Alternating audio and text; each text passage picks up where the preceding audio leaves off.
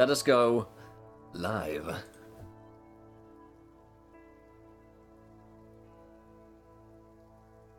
Hello everybody, and welcome to Encounter Roleplay. My name is Will, and I'm a D&D sex icon.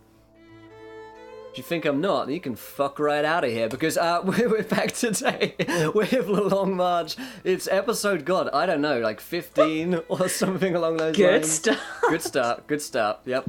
And I'm just very defensive about my title. And yeah, we're back today with a full cast and crew, ready to march around a little bit, have some good times, have some bad times, and just get into this whole thing. So let's go around the cast and crew, figure out who we are and who we are playing today. Let's start with our Dungeon Master for tonight. Josh, how you doing? Yeah, good. I'm waiting to you guys left. Fucking take a moment to appreciate they left the tavern. I'm drinking for that. It only took us 15 episodes. Yeah, it's fine. Fuck you guys. No, yeah. So the party is finally is On the heading Long out. March. Yeah. We're finally on the long march. And marching. You're fucking riding in a carriage. You're You gonna fuck get us everything killed. We're in a coffin. It's Yeah. like it's a whole thing. It's a whole problem. But we'll get to that in a minute. Let's find out how everyone's doing. Let's do it. Let's go around, and you guys, if you want to find our character sheets, you can find them online here. Let's go to Louise. How you doing, Louise? I'm doing good. How are you? I'm well. I'm excited for today. I'm worried about leaving the tavern, my safe space, but I'm excited. We could just go back and spend the rest. Yeah, we can always go back, Josh. We will turn this car around. I was gonna say we have to go get Aureus now, so That's true. Yeah, I'm doing super good. Happy to be here. I'm sorry, everyone in chat, about my lighting. It's all broken, but I'm making do with what I've got. We're gonna make it through this. Dispensation. Holy shit, that was fucking loud. Chat donated £50, 5 times curse. Sorry for the interruption. Fucking hell, it's begun already, boys. Oh my god! Holy Yes. shit. We were. Oh, I Yes. take everything back. We are not going through this together. holy fucking shit. I did not 5 expect times that. curse. Wait, so Yeah, what? the shit out of me. We'll get to that in a minute. Don't you worry, guys. You weren't here last night. This You is didn't new, see. and you guys don't know. I went through some shit last night, and you guys are getting involved. Wait, I don't even see that like on the list. It's okay. It's not. okay. It's new. It's not okay. Be Don't afraid. Worry. Everything's gonna be all I right. didn't mute my mic while I was eating my watermelon. Sorry, not sorry. Well, thank Fucking you so hungry. I much. just cast for 12 hours. I'm eating this with no shame. Okay. No shame. Okay. let's Don't ask me who I am. I'm Zood and I like watermelon. Fuck off. I mean, that's the quote of the day, really. But let's go around to cast, figure out who we are, who we're playing. Talk to me about Kazna, Louise. Yeah, Kazna is a drow fighter. She is the sister of a certain drow wizard who loves watermelon. And she's currently stuck in a coffin. So things are looking up, really, for Kazna. Things are going well. Absolutely. Looking up at just a solid coffin. And Yeah. dirt. So. Dirt. Yeah. Yep. And And, well, awesome. We have Aho TV with us tonight. How you doing, my friend? Let me unmute my mic first of all. I'm doing well.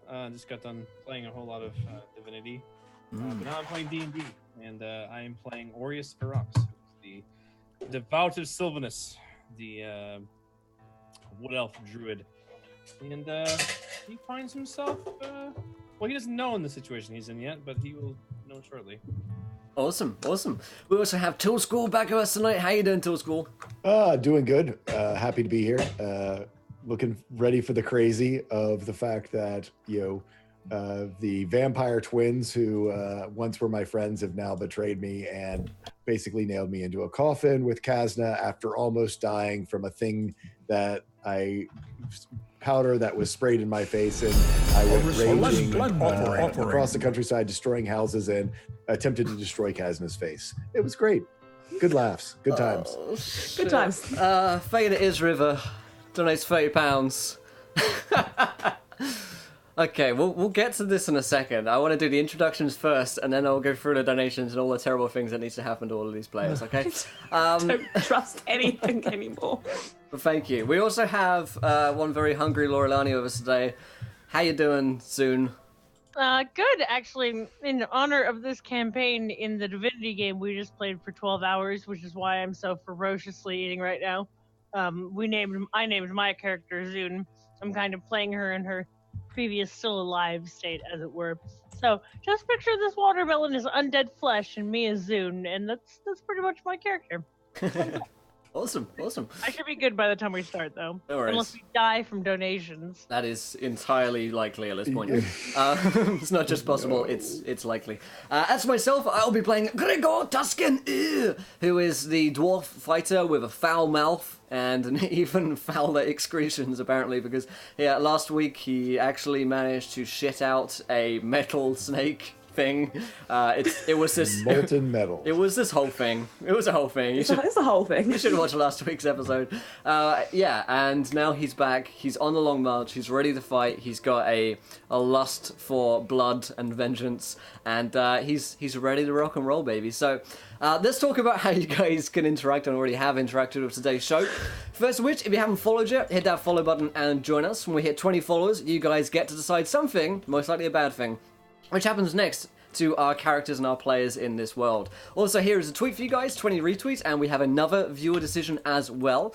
And of course, you can donate to affect the game. You can play as Nat 1s, Nat 20s, Wild Magic Surges, and for 1 week only, yes, my friends, you can curse the players. It's so good. There is a D100 table, and it's limited offer, my friends, for this week only, because it's so bad that there is this curse table here. You're on a D100, you can curse a player, you can curse an NPC, and some interesting, bad, or just bizarre effects will be cursed upon them. So you can check that out, and it looks like all of us already have to roll for a curse at the beginning. And Isriver wanted Zune to roll a Wild Magic Surge and get a curse. Me, Gregor, to get a Wild Magic Surge, and Orius to get a Wild Magic Surge, and Kazna. So we've got a couple of donations to get through. So much going on. At the beginning of today's game. Thanks, chat. So everyone needs to roll a D100 at the beginning. So start with a D100. Start I off haven't with a even D100. opened up Oh, that's 20. And I don't know if high is bad or low or good. I don't It's know. all Well, we'll bad. find out because I rolled an 8. All right. Great.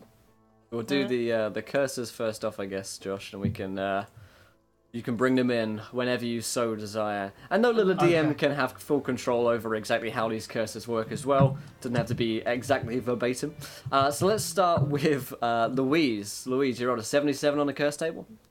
Yeah, I did. Right, I'll try and bash through these as quickly as possible. Holy Bash them shit, out this one is quickly. good. Thank you, mindful host. Every check you make It's shit. is an automatic nat 20. This causes everyone around you to be jealous of your perceived skill or luck, and they will act accordingly.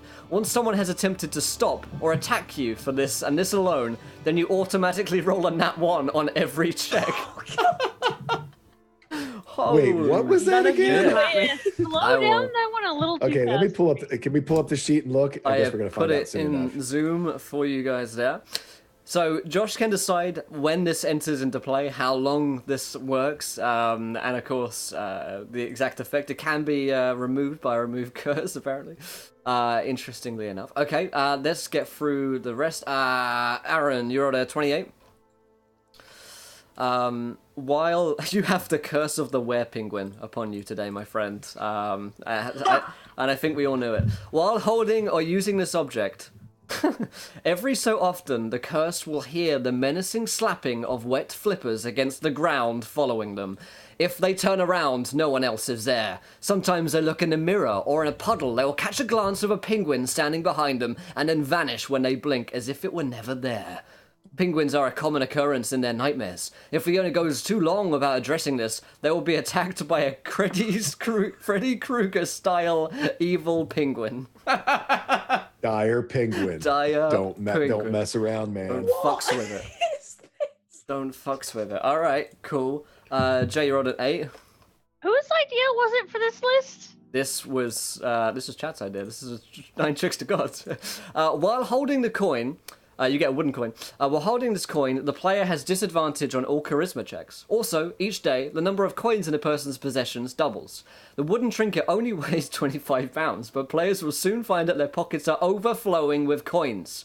Any attempt to discard or destroy the coins is futile. Well, wooden coins or real coins? We're rich. Wooden coins, I think. We will see. Yeah, up to Josh again.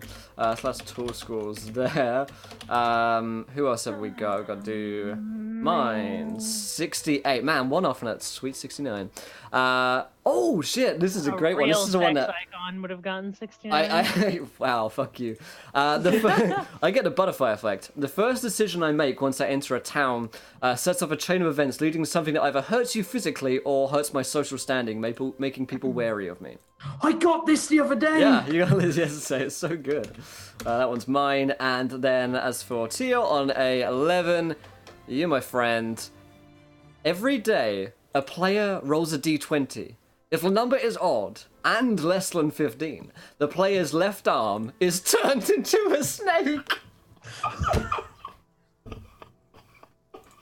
The player then rolls a constitution check to see... Wait, this is sick. You're going to love this. No. No. Yes. You can roll up a constitution check to see if you can control the snake for the day. And then if it fails, the DM can have the snake attack people. Wait. Other people's arms turned into snakes? No, this is your arm. Your arm. Your arm, my friend. My only... Good arm. Or maybe it might be that your other one that gets is grown gone back forever? as a snake. Who knows? Again, up to Josh to decide. Hold on, let me just check every time. This is ridiculous. And Tia, you can... Did you look at the history for that one? Yeah. Which is perfect. A powerful dryad got annoyed of the humans in the village around him, asking, "Do you even lift, bro?" and decided to make a curse that turned their left arms into boa constrictors. Lorelani, if you can roll one more, and that is for Isriva's donation. Oh, my pleasure. And then if Orius could roll a D10k, Kazna roll a D10k, and I will as well. Oh, I and think soon. I had one as well, didn't I, from Kaznovkov? Yep, you've got one as With well his from sub. Kaznikov sub. Yep. Yeah, thanks for that, buddy. Okay, so another D100, the second curse. We'll get through these in a second, I promise, guys. This is great. This is good. Every time, this is no business like show business, every time the curse, this is Lorelania, has a conversation with someone of the opposite sex that they have not met before, they begin to undress until all clothing is removed. One major article of clothing per round, unless a wisdom check is made, DC 4. The curse will feel compelled to continue the conversation and cannot end it until they make a charisma check with a DC of a conversant's charisma. Oh my god. Please copy paste that. There you go. Oh my First has god. a conversation with the opposite that they have not yet met before they begin. Again, this is all up to Josh's They discretion. begin. Okay, so Zunes begins to undress. Yeah. I begin to undress? Yeah. I do that one episode anyway. Yeah, I Yeah, mean, I was this gonna happens say. anyway. I'm like, that's why it's like, this is perfect. All right, and then let's bash through these D10Ks, and I'll do... there we go. 2915 from your arm. Let me get up this table for you. Arm turns into a snake while she begins to undress. Oh dear, 2951. If Oho is hit by a bludgeon on a natural 20, the caster is badly sunburned. I did it. Heavens. That's not even so That bad. ain't even so bad. That's kind of cool. That one. What did you roll, Louise? 138. Wow, that's low. Okay. Yeah. Yes. 138. Yes. All of your casters' all of your clothing is permanently moist. That's a real curse. That's the curse that keeps giving. Fucking love it. I love it's also moist as It's well. just moist. Yeah, it's not wet. It's moist. moist. Specifically moist. That's so specific. Moist. Tool School 951. You flicker like a guttering candle for the next 1d6 turns. Maybe in and out of reality. I don't know. That's kind of cool. Ooh, That's okay. weird. And then as for myself, 2858, I believe I rolled. 2858, last one here, is if hit by... Oh shit, that's weird. Wait, that's 2958, okay. I've got the same one as Orius. 2858, if I am wearing a magic ring, it heats to 1,000 degrees. That's no bother. You're but yeah, made for of you it lava. doesn't matter. I'm made of lava. I'd like to say I'm wearing a magic ring. Might be my I have a wedding ring on me. I don't wear it, but I have it. Okay. Whoa, is Gregor married? You've never asked them. Wow. Oh, you little tramp! You did no wait. Hang on a minute. I Is can't your wife also a dragon? I can't 'Cause if defend so, myself right now. Out of we are character. ending All I'm whatever's happening saying, here. all I'm saying is, Gregor has a ring. He doesn't wear it. Maybe he is married. Maybe he was married. Who knows? Anyway, so that is all of the madness out of the way for the moment. Thank you guys a huge amount for those donations. And let's try and let's push on, I guess, with the story. Let's get into this one. So, Josh, I hand over to you, my friend. Okay. So last everyone, last episode, you guys had a deal struck by a wonderful tour school. Gavin went down to find a shady part of town, an old windmill that had lost most of the top of the structure. And he found there was a brothel there, but downstairs in the brothel they had a black market auction that regularly ran, and he had a dealing with a man who refused to identify himself, who offered up for a hefty 5,000 gold pieces the buyer of some stuff. Who was associated with the group that kidnapped Kazna. So basically, this shady organization is buying a load of illegal stuff. They're super criminal, it's super dodgy, who threaten people, kidnap people. And this party has previous with them, being that Kazna was kidnapped and they are just generally quite bad people. But that's, up until now, has pretty much been their sole reason for hating these guys. Really, some people, myself included, think they should just get the fuck over it. But they persisted, and they had this deal where they give him $5,000, which they had. They gathered it together, they took it, and Gavin paid the man and was told to meet back here in 4 hours' time, and in 4 hours' time they would load them onto the shipment of the last thing that they bought, which was boxes of sand, like big boxes of sand, like these 4 crates of sand that Torskor had witnessed being sold at the previous time he visited. And as he came out, he bumped into someone who was carrying one of these small chests, and a small bit of sand hit him in the face, and that was fine. And then he went outside and he got upstairs, and just as he went to leave, he felt this rage start to boil within him, and he went into essentially a homicidal rage, ran out of town. Kazna followed him. He tore the wreckage of a building down, and as Kazna whooped and cheered from the sidelines, Gavin turned on her and went violently at her with his bare fists, just feral. And Kazna defended herself, and one hit suddenly crippled Gavin and sent him into something like a coma with seizures. And the entire party frantically tried to fix their cleric with various degrees of science, bullshit, and mythology and magic, really desperately trying to help him out. But he, at one point, he was polymorph, so while his real body, his true body, was hidden within, still suffering, he had the form, and he told the party that they had a deadline to meet. So they got him to the deadline. He is currently he's basically killing Kazna to put as a life support machine. They are laying together as he is drawing her life force out, but at the same time trying to heal her as sort of like a drip, a life support machine. So they're both catatonic. The party took them, minus Orius, who wasn't present for some of this because he went off to sort of settle some fucking grudges about this sort of thing. And they were brought to a wagon carriage, this convoy, and they were told that they were going to be loaded into coffins, and that was how they were going to be smuggled in.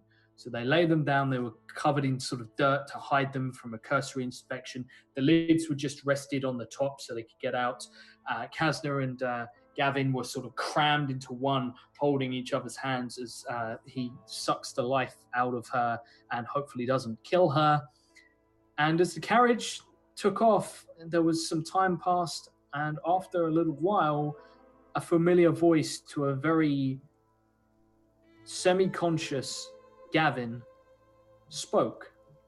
A voice that he knew, a voice that was in contention with another voice. They stammered over each other, spoke over each other, spoke excitedly in whispers through the coffin, clearly knowing he was there, and they welcomed him back. And Gavin, barely conscious, heard a nail embed in the coffin, and they are being nailed into the coffin. So, we're going to start off with you guys. I have a question for everyone. Does anyone here it's worth checking your character sheets, stuff like that. It's just important to know. With regards to sort of when it comes to weaknesses and resistance, does everyone here need to breathe? Yeah, pretty sure. Pretty I sure. mean, I'm pretty sure. Might not be. Don't. Oh know. wait, no, hang on. I have this one thing. It's called "fuck you," and I can breathe. Oh, by the way, Oh no, I'm from the waist down, so yeah. I just don't need to eat. I need to breathe though. Yeah. Breathing is okay. yeah. As a note, the Well, you gave us straws, right? Sure.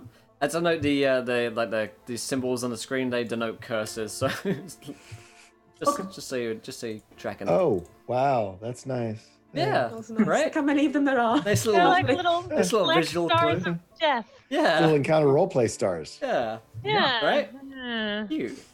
Yeah. I think yeah, you- So yeah. I think happy you guys. about it.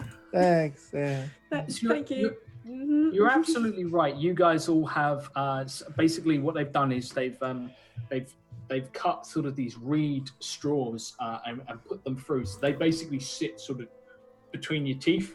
So you have a breathing straw that just about pokes out the top of the lid. What do you use straws for other than breathing?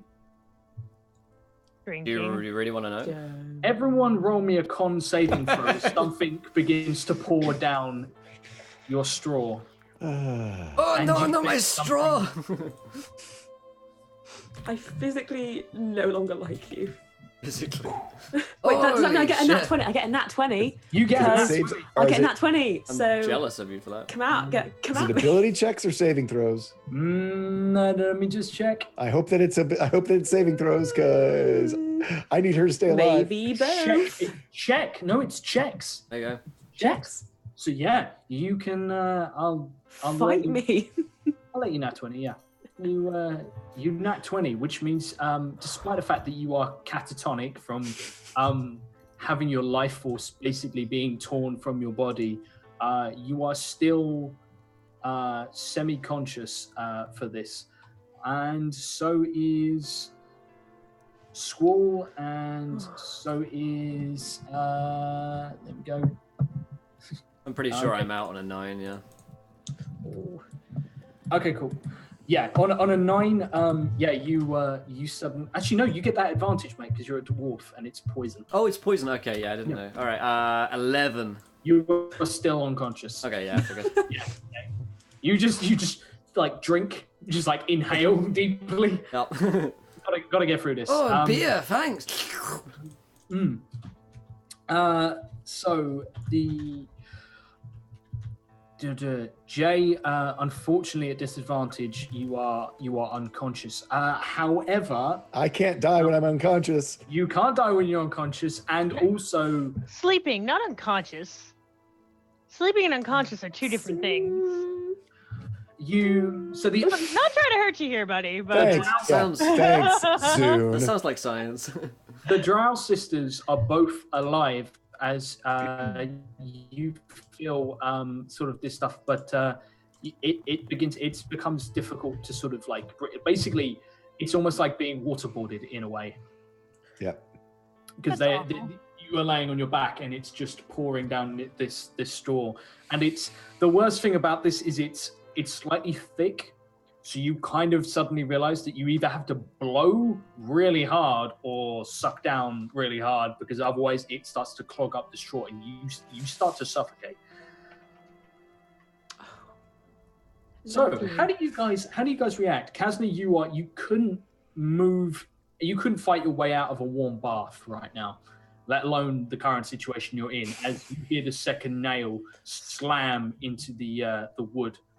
Well, I'm going to bring in her Wild Magic Surge. Target can write, but not speak or read 1d6 additional languages. So you're doing some reading in there, apparently. Oh, yeah, I'm learning. Wait, so what was it? If you roll a 1d6, you can write, but neither speak nor read an additional 1d6 languages. That's Kiana's Wild Magic Surge. Thank you, Kiana. I got 6. Well, there we go. Wow, shit, nice. I know all the languages. Kasna, you can now write, and you can now write abyssal. You might want to write these down. Oh God. Okay. Wait. Whoa. Pause. Okay. Go. Hold up. You can now write abyssal, infernal, yep. ancient abyssal. Ooh. Old school. Golly. Golly, Yeah. Miss Molly. I'm good at climate this morning. Especially in this campaign. Yes. A lot of abyssal. Deep speech. Ooh. Ooh. I'm not jealous. We're also impressed by this. Deep speech is Look cool. at this. Like, write it all down. What does it say, Kasna? I don't fucking know. It's like she's just learned how to rap. So it's abyssal, infernal, ancient abyssal, deep speech. Thieves can't. Ooh. That Or seems- can't. I always say can't. Yeah, okay. Thieves can't what? You did. And we need one last one. Dwarven. I think I can already speak Dwarven. Oh, really? Pretty sure. I was going to say, that fits so well with your Yeah. little romance going on. Yeah. You can write him love letters. Oh my God! So here's to his wife that I just found out. You do not know about her. And that's what's important in a relationship. And that is why we are so strong. And that's why we work. That's why this ship is so strong. You don't know about my wife. Yeah, if you don't, I'm going to say Dwarven. I already speak Dwarven. No, you do already speak Dwarven. In which Sorry. case, How about Celestial? Picked it up from me. oh yeah, go on then. Look at you knowing how to write all of these stuff. Look at me. Can't speak them, but I can write words. So yeah, you you now have that. But yeah, Yay. I'm just guys- drinking poison. Like, yes. My calligraphy skills are improving by the second. This is good shit. So, what do you guys do as you basically have a straw, and it's basically been pushed down, so it's like almost pushing into the back of your throat, and is just, you have this thick syrup, it's got that sweet caustic taste of medicine, that slight burn at the back of it. It would almost hide how foul this was, but it's just not quite sweet enough. What do you two do? I would like to taste some of it and try and figure out what the fuck it is. This is a paralyzing potion mixed with what seems to be a sleeping potion. You'd know they'd have to do it in quite large quantities, and you are having to chug down quite a bit of this because it's either... Theoretically, if I drink this, it'll work the way it's intended to and I won't die. Yeah, they don't appear to be trying to kill you. I'm gonna go with You've it done then. poison before. You just chug it down. You just chug Yeah, the whole... I'm just gonna go with it and see what happens. Okay. Cool. Well, Wi- that's why I tried to taste it and see what it is, and Zune is all about science, so... Go. I accept this. with my nat 20, can I just spit the straw out so it's not going into me anymore? Absolutely. So you just spit the straw out, and the earth falls into your face. That's fine. You are going to start suffocating in a second. Fuck, I forgot about that. Can I use my nat 20 to suck a straw back in?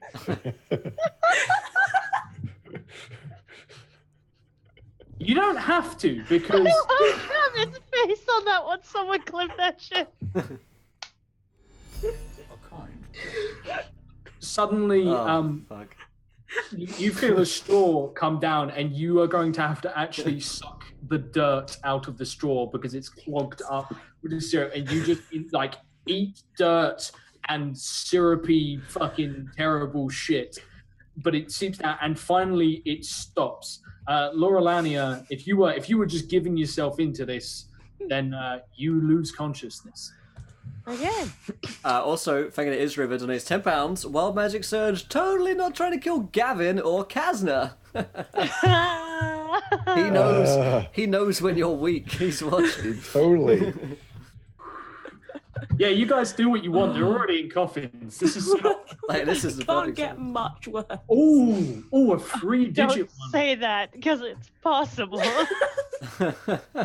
So 5208 for you, Louise? Yes. 5208. Target. Oh god, this is weird. Target bleeds from every orifice for 1d6 rounds but is unharmed. Ew. So I'll take it. Ew. I'll take it. Roll a God, you're 1d. gonna bleed into the dirt and then be sitting in your own Fine. So It's what happens is while you look blood up mud blood. Gavin got 8. Oh god. No.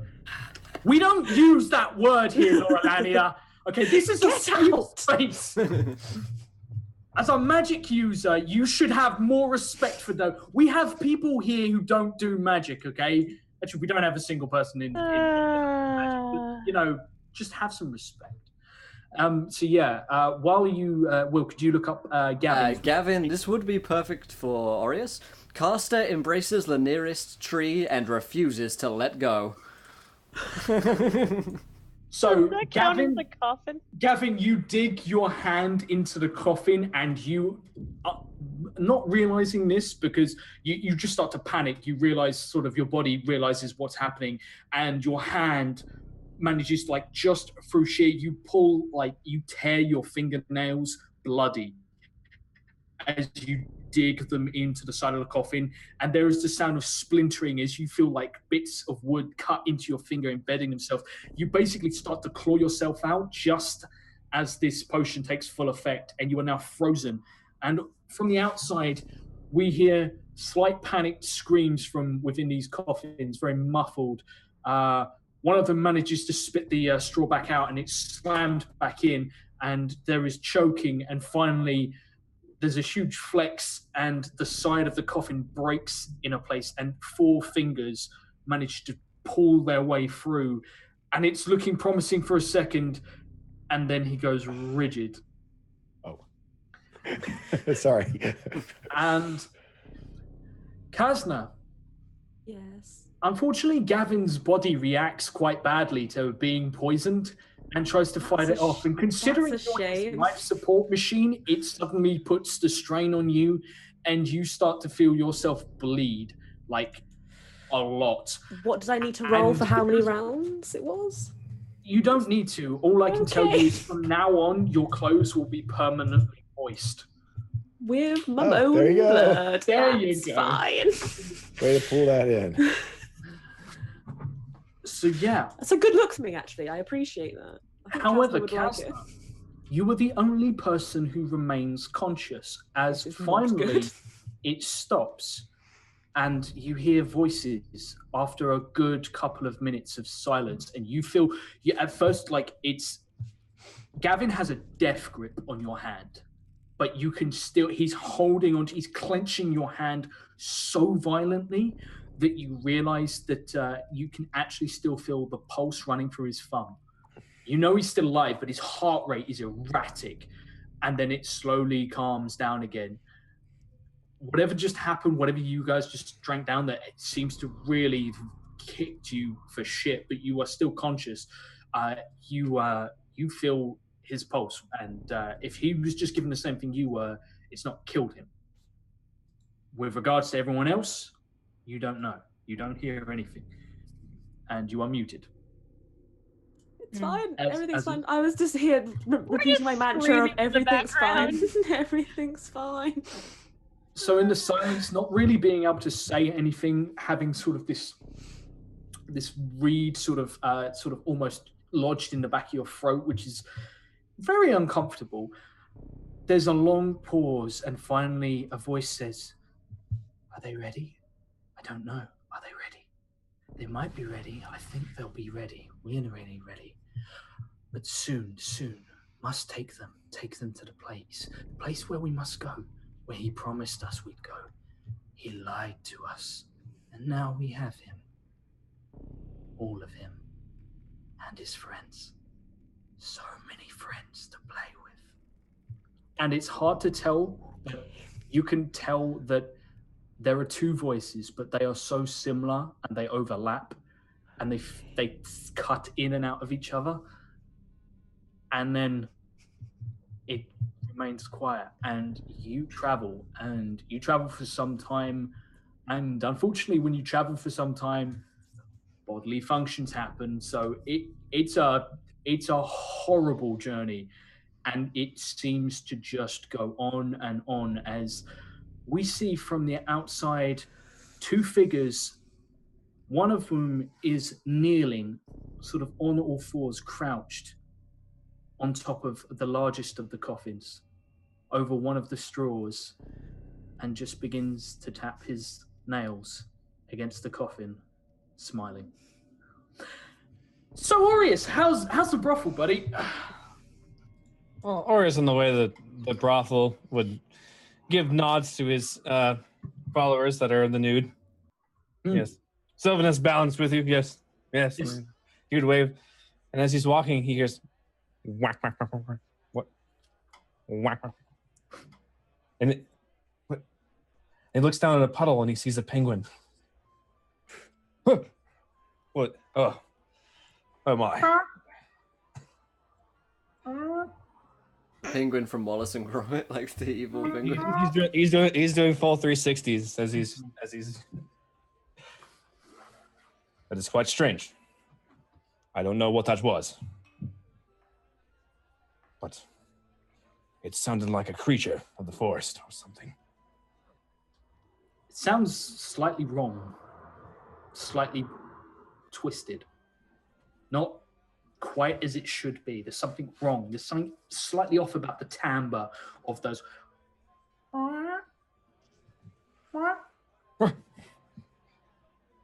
Does anyone else hear that? He would shout. One of the ladies just, you're going to have to be more specific, as there's basically an orgy of noise going on around you. The what? the what? Do you hear that? We cater to some interesting tastes here. Well, I'm not. I've come. My friend was recently in this establishment, and he's gone insanely mad. Oh, well, we do have that effect on some people. No, I mean, he's attempted to strike my friend and has gone insane, and is having seizure-like symptoms. And since I've walked into this place, I'm now hearing the sounds of a strange creature. What is going on here? She looks a little confused at you. Did he drink something? Has he disagreed with the food? What is your friend? He was the very tall. Does Orius recognize this person or woman he's talking to? Yeah, she's standing there wearing she's got cascading red hair down one side. She's completely naked as Orius is here. And most people have realized it's the way to get things from Orius is to just be naked. So he's just a typical bloke, really. But yeah, she just, you would have to be more specific on the individual. He's a man as tall as a bear on hind legs, 7 feet tall, giant muscles, walks around talking about common sense. Oh, yes, The last bit makes more sense. I believe he left a little while ago, a few hours. He had the special. Tell me of this special. It costs extra and is generally invite only. But I could put in a good word for you. Whatever special this is has caused him to go mad. Somehow I doubt it was the special that has done this to him. Generally, we have an ever-changing menu.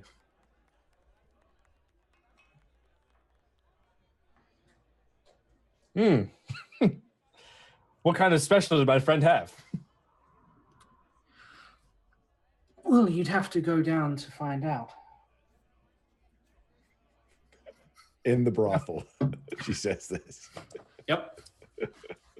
Well, I believe I shall go investigate such things. Wow, how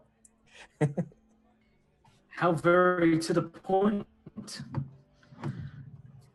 Well, My friend is dying. I must find out why. it's a 50 gold piece upfront fee, you see. Ah, Comes with a drink. about that, the last time I was here, I seem to have discarded my robes and clothing. Would you happen to know where they would be?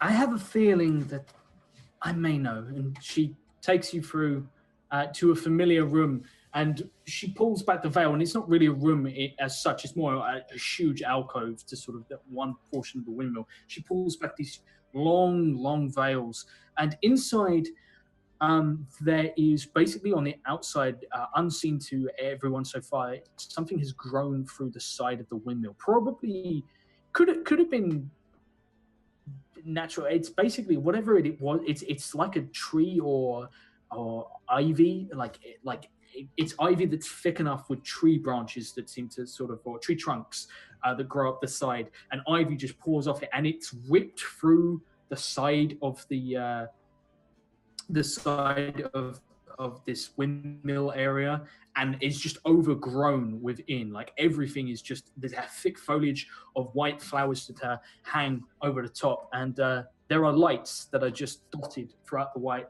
flowers that appear to be magical in nature, that sort of light up a huge spread, which is basically a big pile of hay that has sort of like sheets draped over it. It basically is very green here. There's plenty of vines and other things that are neatly tied up in orderly bundles.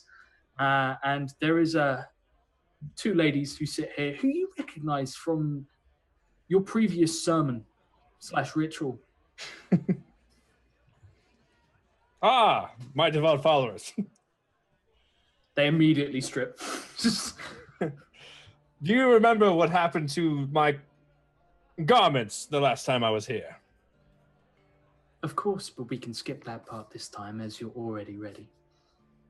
No, I don't have time to congregate and speak of nature. I simply am here to gather my things and perhaps look into the reason why my friend has gone completely mad. Either of you would not know what would cause a man to go insane and to go into seizures and start attacking everything around him, would you? Spending a night with us, enjoying every moment, and then finding out that one of us had stolen his money.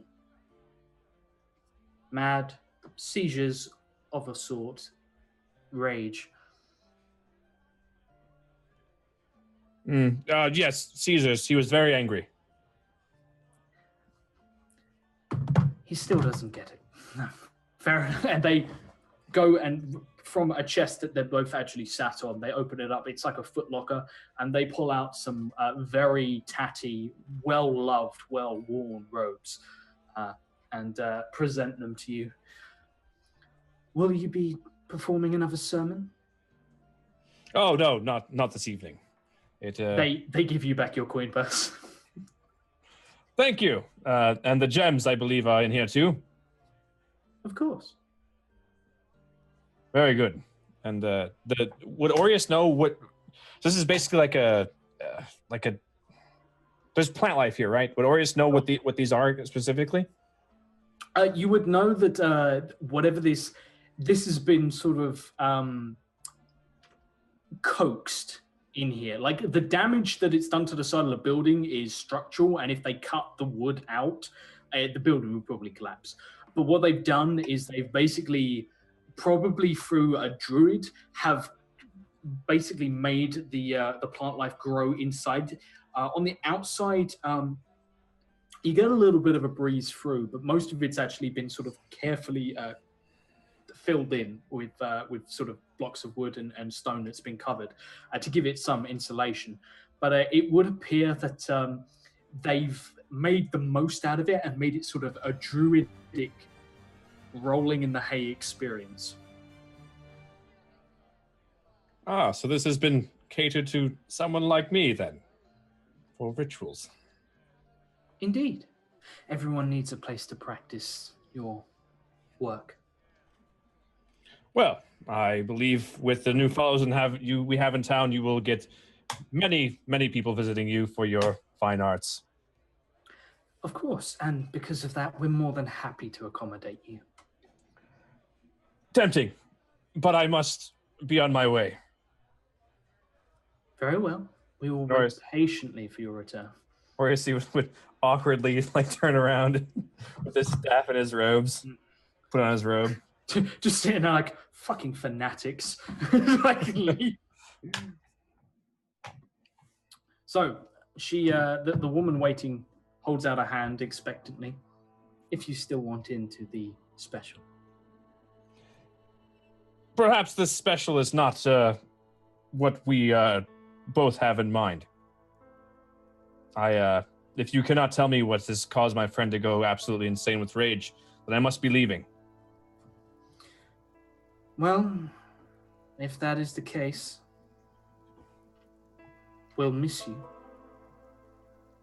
And, well, I guess we won't be seeing you anytime soon. I shall return to this town, but not to here, unless you need me to, of course, enhance the growth of the tree over in the corner, or whatever it is you've begun to grow. You can enhance growth. Yes, of plant life, surely.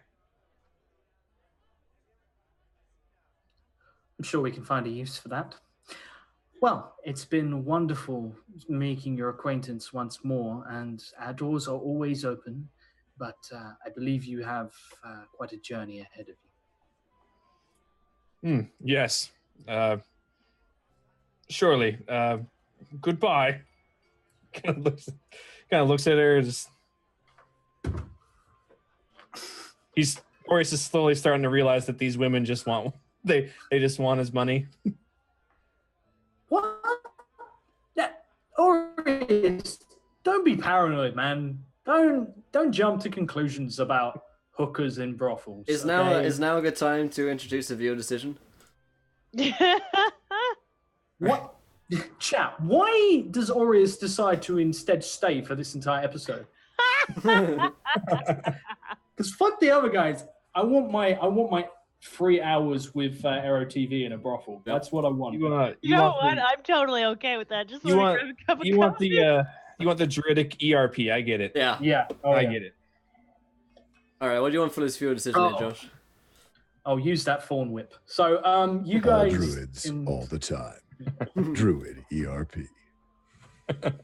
Well, Squall can come back just to do the narration. I am officially done with this episode say, already. what happens to the penguin? The penguin watches. The penguin is the cameraman. Wow. All right, Josh, what's this viewer decision question? So the viewer decision question is: these guys are currently headed somewhere. Now they're heading somewhere on the border of Zumora, which is the Dead Marshes. But there is a derelict structure left behind. It could be a military structure. It could be sort of like a border security checkpoint. It could be a monastery. It could be pretty much anything. But what is the build? What was the building long ago that these guys are currently approaching? Is it a brothel? Please be a brothel. You know you want it to be a brothel, guys. Just saying. Please. Then I can just teleport Aureus there ahead. Like they'll arrive and Aureus is already checked in. Oh my god. They transport via plants. There's a plant in this brothel. Indeed. So yeah, guys. I'm afraid at this point. Oh, it's just about what type of brothel it is. Yeah. Zombie brothel, bullywug brothel, owlbear brothel. Oh, my God. choice. Owlbear brothel. Would be Drow your brothel. personal choice. That's interesting, Tool School. I'm not sure we needed to know. Well, I did, personally. oh, Gregor's library for his old wife. Oh. Ooh. I will burn that. Oh, that'd be good. All right, let's get back into it. What's Yeah. this future What rules? is even happening anymore? So, Aureus, you head outside and you were sort of alone. Of course, Scraticus. Thanks. No. Of course. No, Scratchcus. Gnarls would have came with me as a Gnarls would be there. Yeah, Niles is just chilling outside. You notice that he's gone round to the back and he's sort of prodding at the tree that is half grown inside this building, and you see that he's starting like just by sort of like he sort of his roots sink into the ground near it, and you see that it begins to sort of blossom in places on the outside. Is he pollinating the brothel tree? His gnarl's getting some. Is that what you're implying? Gnarls, what are you doing to that tree? Dark fantasy. He basically it seems to be sort of like looking around, and then he looks out and you see he sort of begins to sort of wander off. All right, but click on out the screen, into a guys. farm. Gnarls, where are you going? He stops and looks to you, and then looks to this just blackened tree that has been burnt horrifically, and you see that it's got like damage to it. It looks like one side of it, you know, it doesn't have arches on it. They're all sort of snapped off, and he sort of looks. Oh, I think you're back now. Yeah, I think you're back. sorry. So one side of it, sort of all the branches are snapped off, and he heads over and looks sort of forlornly at it. There is much destruction here. Yes, certainly. This was a war-torn place. I believe they call this place the Orc Wastes. He nods slowly, sort of just swaying there for a moment. And then he turns, lumbers over to you, and seems to sort of like bring himself down to your level. He's still like, his face is like maybe 18 feet above you, but he sort of like lowers himself ever so slightly and balances on these two branches, almost as if he's sort of crouching in front of you. Where are we to head now? What are we to do?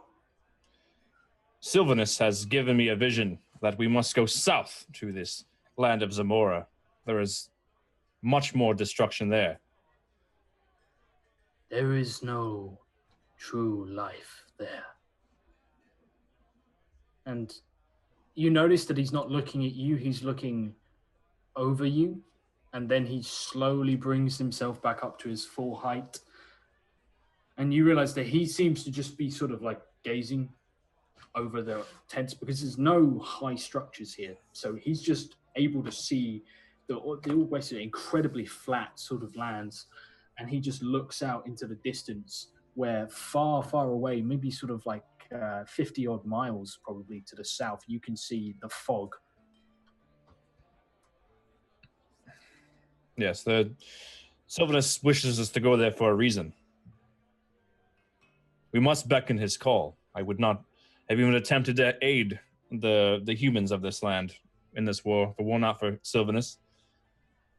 He commands me to go south, and as such, he would command you as well. He slowly nods and raises, sort of lowers his hand down to you, and it splays out in sort of like a fan. And it just comes to a rest on the floor next to you. Then we must go. Yes, but first we must stop at the inn and see if our friends are there. Well, I guess some of them are friends. A couple of us, maybe not so much. He nods and lifts you up and carries you very quickly, given his stride, back towards the inn. And you see people sort of in the streets not fleeing anymore. People just sort of like wait as if like he's just a large carriage that's coming through. People, there's a lot less terror. And you even see some people who stop, but they stop and drop to a knee almost in worship as Aureus sort of parades through the market district and back towards the Pissed Fox. And you come to sort of a stop here, and he glances around again as he lowers you to the ground and says, I must go commune with my brothers before we leave this place. Surely. Where will you be? In the grove which I resurrected you, or brought you to life? He nods, and without any sort of further pleasantries, he stomps off back towards the grove. All right, so then take a look inside the inn and see where, on the table where Gavin was, or supposedly should be still laid out. You head inside, and it's quite quiet in here. It's very quiet in here. And there's no one behind the bar. There are one or two people who are sat in the corner, but they're sort of sat in a booth, just seem to be minding their own business, sort of drinking. And there's one guy who sort of just seems to have passed out on a table with sort of scattered debris of like beers and tankards and stuff everywhere. But other than that, yeah, it's quiet here. Let's look around at the two people in the corner. Where's the tall bear-like man? And the two dark women? And the dwarf that seems to never be able to stop drinking endlessly? There's a long pause, and finally one of them looks up at you. Doesn't say anything, he just looks at you with quite beady eyes. They kind of sat in the dark, hoods up, sort of quietly drinking, clearly want to be left alone. But one of them looks up at you, cocks his head as if he's listening to you, but not really interested in engaging you in conversation. Clay, where's the barkeeper? Clay, where's he? He's not here at the moment. He'll be back soon, I imagine. Aureus is starting to get frustrated. I wonder if they've left. Who? The two drow women. The dwarf that shits steel, belches fire, drinks 40 barrels of ale a night, and the tall man that seems to always settle differences. Aureus looks off into the distance. There's a pause, and they seem to talk to each other as if trying to sort of like, do we know anyone like that? And one of them stands and seems to sort of like, he gets out of the booth and stands to one side, and they sort of file out of the booth, like one guy trying to get out, and basically all of them having to get out to let him out. Don't you just hate booths in pubs? and they all stand up and look at you.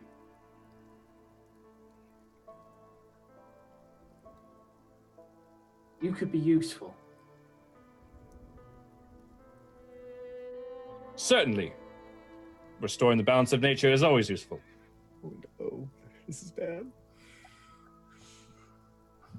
There was an accident. The barkeep. We're worried that someone was injured here recently, and we're worried that the barkeep has been affected by whatever it was, whatever affliction it was. We're not supposed to be allowing people to see him at the moment, but he's out the back in the forge. Come. And one of them sort of walks over towards the door, and he takes a set of keys from a hook behind the bar and sort of begins fumbling around trying to find the keys, and he just says, "Do you know anything of healing wounds?" Surely, yes, I've healed many wounds. Good, then you are needed urgently.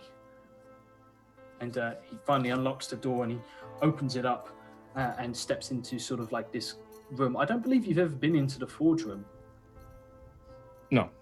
So out back there's basically like, it's stereotypical. There's a pit, the forge itself, this big sort of fire pit, which is sat in the center of the room. There's a flute chimney sort of that just above above specifically the forge room. There are no rooms upstairs, and it's sort of the whole room is littered with sort of scraps of metal and pretty much anything that can be scavenged, because there's not really a trade supply at the moment, and they're in boxes on shelves with just the off-cuttings of metal and stuff like that.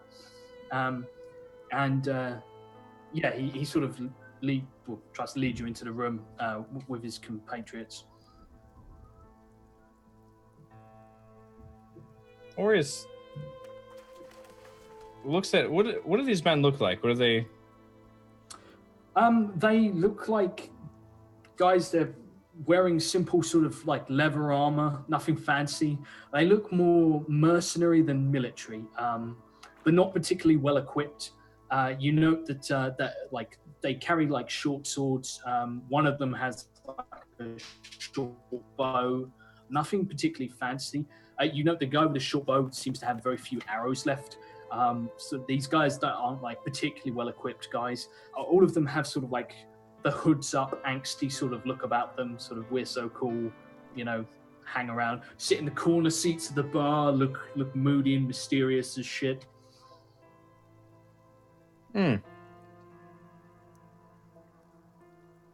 All right, show me Clay. If he needs healing, I will help him.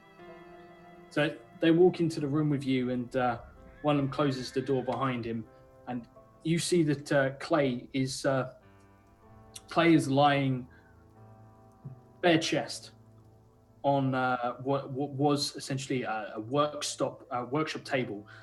You notice there's like a vice at one end that has to keep stuff in, and his arm is in the vice, but it's basically, it's not in sort of like the vice-like grip. It's basically the whole sort of clamp goes round his wrist to sort of hold it in place.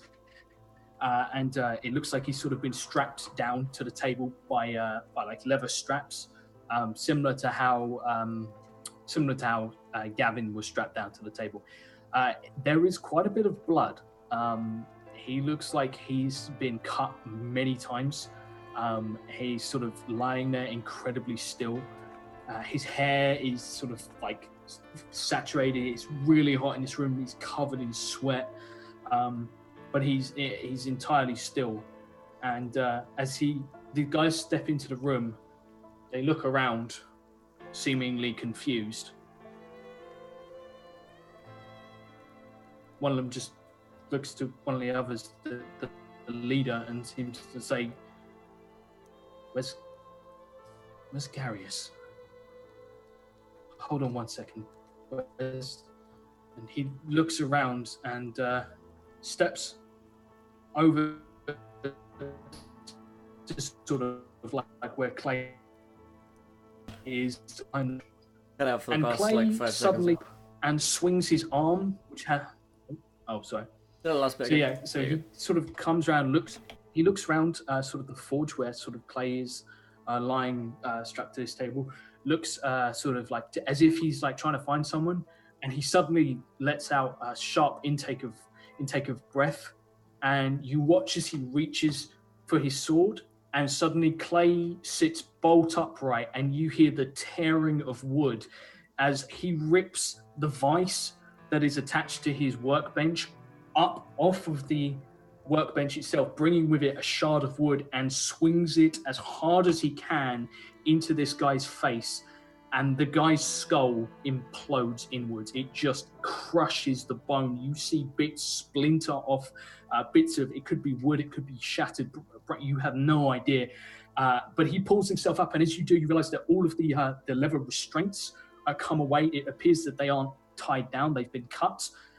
And he just looks at you sort of wide-eyed, still dripping with blood, open wounds, and says, "Fight!" Roll me some initiative, buddy. Oh, As okay. everyone else draw swords. Aureus against the world. Is it Aureus, Master of the What? Universe? Clay? No, Clay was faking it. These guys had somehow captured him. Oh. Clay just broke free Faked it and till he knocked maked it. knocked one of these guys out. You've got Yes, Clay. Go, Clay, go, Go, Clay, go! Team Clay. Oh, Just wait till his wife comes in. They'll be oh sorry. my god. They've messed with the wrong couple. Okay, so there we go. There's Clay. Let me just roll for him. God damn it. Damn it, Clay. God damn it, Clay. Why you do this? So, I guess that advantage because Barbarian 13. Okay, so not so bad. So, these guys, let me bring up the initiative order. We've got 13 for Clay. We've got. Is that a map? What's the map? Oh, okay. For some reason I rolled for a map. By the way, thank you. A resplendent offering. I've only Oh, been trying to upload God damn upload it. it all the time. Thank you to chat. Donates £40. Fuck. Doesn't seem fair that Zune is the only one with 2 curses. So a nice fun curse for the other 4 players. Okay, guys. Thank you, for the Ralph. person. Appreciate it. And Nurgo donates £10. Gavin and Kazna's blood infuse with magic energy and forms a single magic item. But if handled by them, it'll drain tiny amounts of their energy as they connected to its creation and power. Ooh, I'll let you play with that one however you want, Josh. But there's a What? magic item between Gavin and Kazna there. Can you put all that information into the Zoom because I am just like, Oh my god! what? Oh my god! No! You know what? You know what this is? You can now Megazord Together, together. Megazord together. Fuck. We are Voltron's sword at this point. Oh, you know. So everyone except for Lorelani roll me a D100, and God. I will look these up whilst you're doing this combat, Josh, and give them to you. What after if the, I don't? Then you get 2. Then I can roll Okay. one for you. And we roll them Never for you. mind. Oh no, that can't be good. Oh, that cannot be good. I rolled a nat 1 on the curse table. You that are can't be connected good. to me. I am your happy for life you. support system. That can't be good. How dare you? But it is. Alright, I will look these up whilst this combat is happening and to not interrupt the flow of this battle too much. We'll get to them afterwards. Thank you guys for the donations. Really appreciate it so much. Oh my god. Okay. Oh me, oh my. So, Can I read this one out real quick because it's hilarious? who's it for? This is for Tool School. He rolled a 1. The adventurer. This is perfect because we just left the tavern. Bear in mind we spent 15 episodes at a tavern. Tool School now is unable to enter any tavern or inn. So good. That's perfect. I could weep. Weep with joy. Weep with joy, Josh. He's won the game. He's won the game. It's all I ever wanted. You're so happy. I can see the tears in your eyes for real. Holy moly. I want to thank my chat. It's been a long journey. It's been a long march. Who stuck with me through this long march. It's been a whole thing. It's It's been a been whole Whole thing. fucking thing. Okay, so it is, I believe, Clay going first, followed by... oh, fuck! I have to change Clay's sword because he fucking gave it to you, and I haven't... Because you've been catatonic, I haven't told you about your sword yet. Go Oof. fucking damn it. So he has your Yes. sword, which would be the normal. So he is now in trouble. My one is Wait. fucking weird. Okay. What? Hang on. I put these all in the Zoom chat for the players. We'll read these out after the combat for you guys. What the heck? Good lord, these are so long. Yeah. Some of them are so good. Now we each have an equal amount of curses, and we're safe now, right? We're safe from chat now. That's how this works. Yeah, indeed. So Clay is going to stand up and he's going to go for a 16 is a hit, 25 is also a hit, and that is god damn max damage. Holy. Happy days. Go, Clay. Team Go, Clay. Clay. Go, Clay. Go Clay. It's 40 damage. This guy he slices into is not dead. However, there are 3 of them left standing. One of them literally has been just almost beheaded by having his head sort of like blown apart by having a vice swung into it. And Clay is now literally fighting, covered in blood, shirtless, with a vice still like clamped onto his arm, swinging a great sword that he's pulled from the forge. So it is blazing hot. You would see that this is if Aureus was anyway paid any attention to the drow bitches in his group, you would see that this is actually Kasna's sword, and he slices into this thing, which makes a horrific screeching sound and snarls at him and drops its sword on the floor, and it jumps Clay, and this thing is gonna make 1, 2, oh god, nat 1, GG. 3 attacks, all of them miss, and a nat 1, Clay is going to push it into the fire. So you see the first one takes these 2 vicious swipes from him, burning, like cutting through his armor. Literally, like you see his armor sort of like almost falls away. And then Clay just sort of sees him coming in, parries the first hit away with the flat of his sword, and just boots him with these huge sort of military boots backwards. And he hits the edge of the forge and topples backwards, and just you see his clothing burst into flames as he begins to scream. The next guy is going to make 3 attacks against Clay. 24 was sure as fuck hit, so all a 25. God damn. And you notice, despite the fact they've drawn swords, both of them drop them and throw themselves at him. And they are going to make some, so that's 2d6 plus 12 plus 5, so, oh god, okay, I'm rolling some decent damage today. So that is... Yeah, we noticed. Yeah, I know. It's alright, you guys are safe. You're just in coffins. So that's 17, the perfect amount of damage. Next guy does much less impressive on a 9.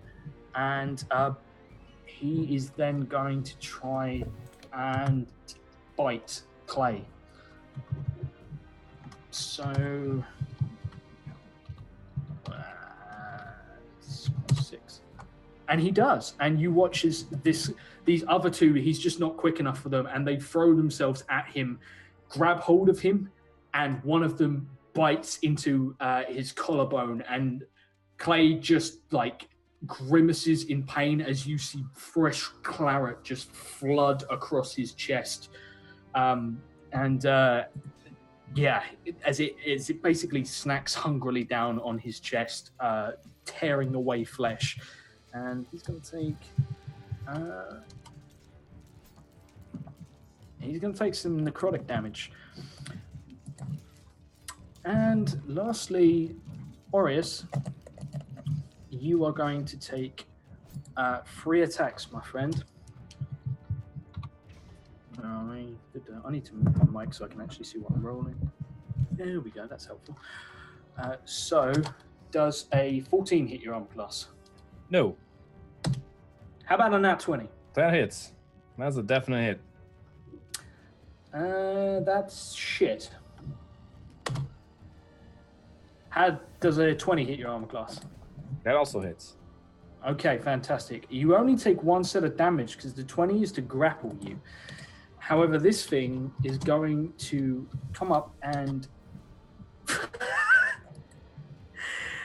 and do a grand total of 5 necrotic damage as something grabs you from behind and bites into your shoulder.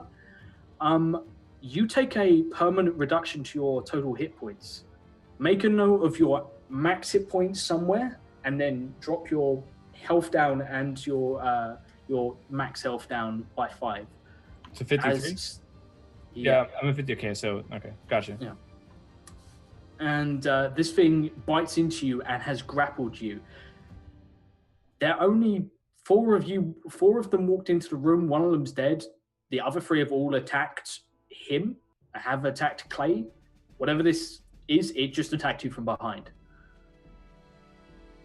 Oh, so, okay. So Aureus walked in the room and with these hooded figures, and these figures are now attacking us?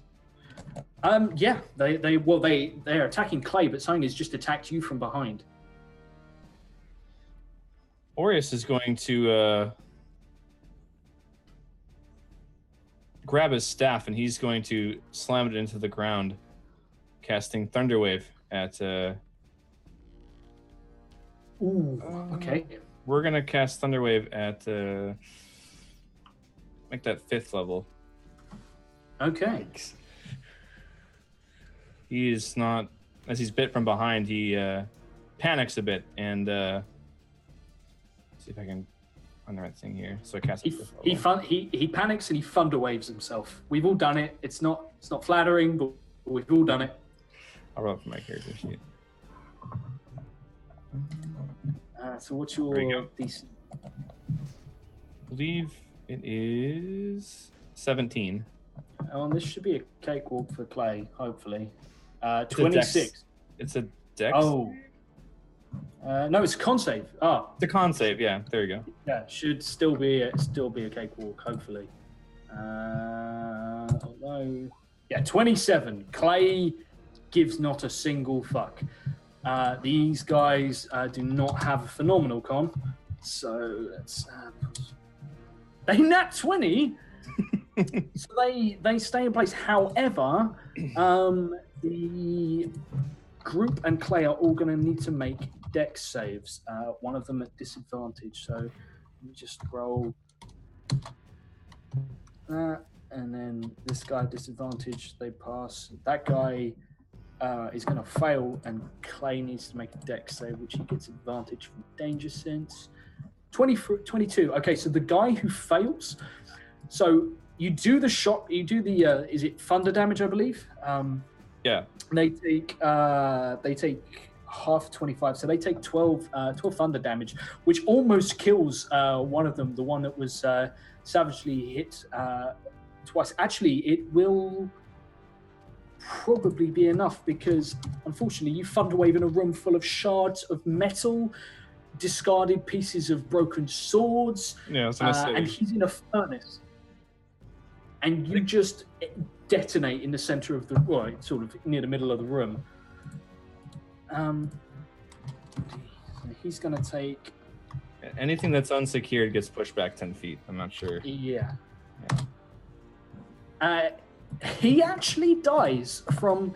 So what happened? Basically, he goes down into the forge, catches fire, pulls himself up, is almost knocked back down again, sort of like climbs his way back up again, like as he sort of staggers into the side of the forge, and as he turns to snarl at you, basically it's just a piece of, like, what appears to be a meat hook, just flies across the room, impacts the side of the wall, ricochets back, and just catches through his eye socket and hooks through his eye.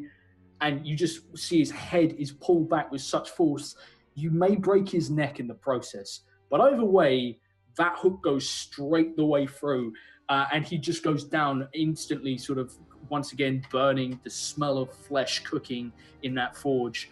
And anything else on your turn as you royally fuck up this room? I'm gonna look over to Clay and by Sylvanus be healed, and a healing word him as a bonus to action.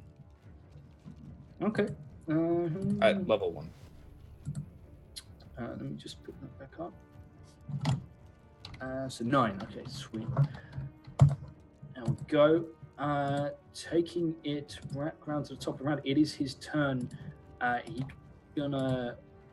He has this guy biting into him, and he can't really swing at a greatsword particularly well, considering this guy's like right in his face. So instead, what he's going to do is try and grapple this guy. Clay is a tavern brawler, because fucking tavern brawler is awesome, and yep. And fuck it, let's make this a reckless attack, because screw it, why not? So reasonable. Yeah, 22.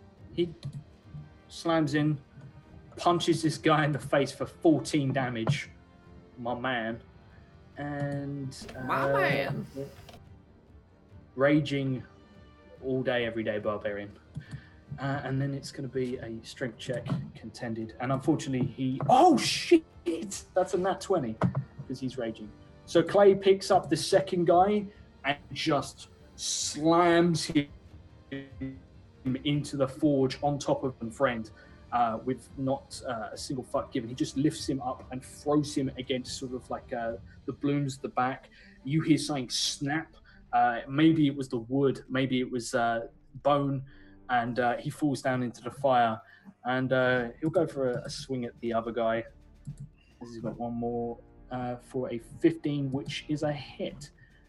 14 slashing damage. So he hacks into this other guy. And taking it to their turn, they're going to... So this thing that is still unfortunately lodged to your back is going to make another bite attack for a 25. How does a 25 suit you, buddy? That is a hit. Okay. Oh! That's not a good sound, that one. that'll be 23 necrotic damage, and that reduces your max hit points for the moment by 23. So you can't heal past this. Oof. Okay. And 23 damage? Yeah. And this guy is then going to make a claw attack because he can only bite you once around.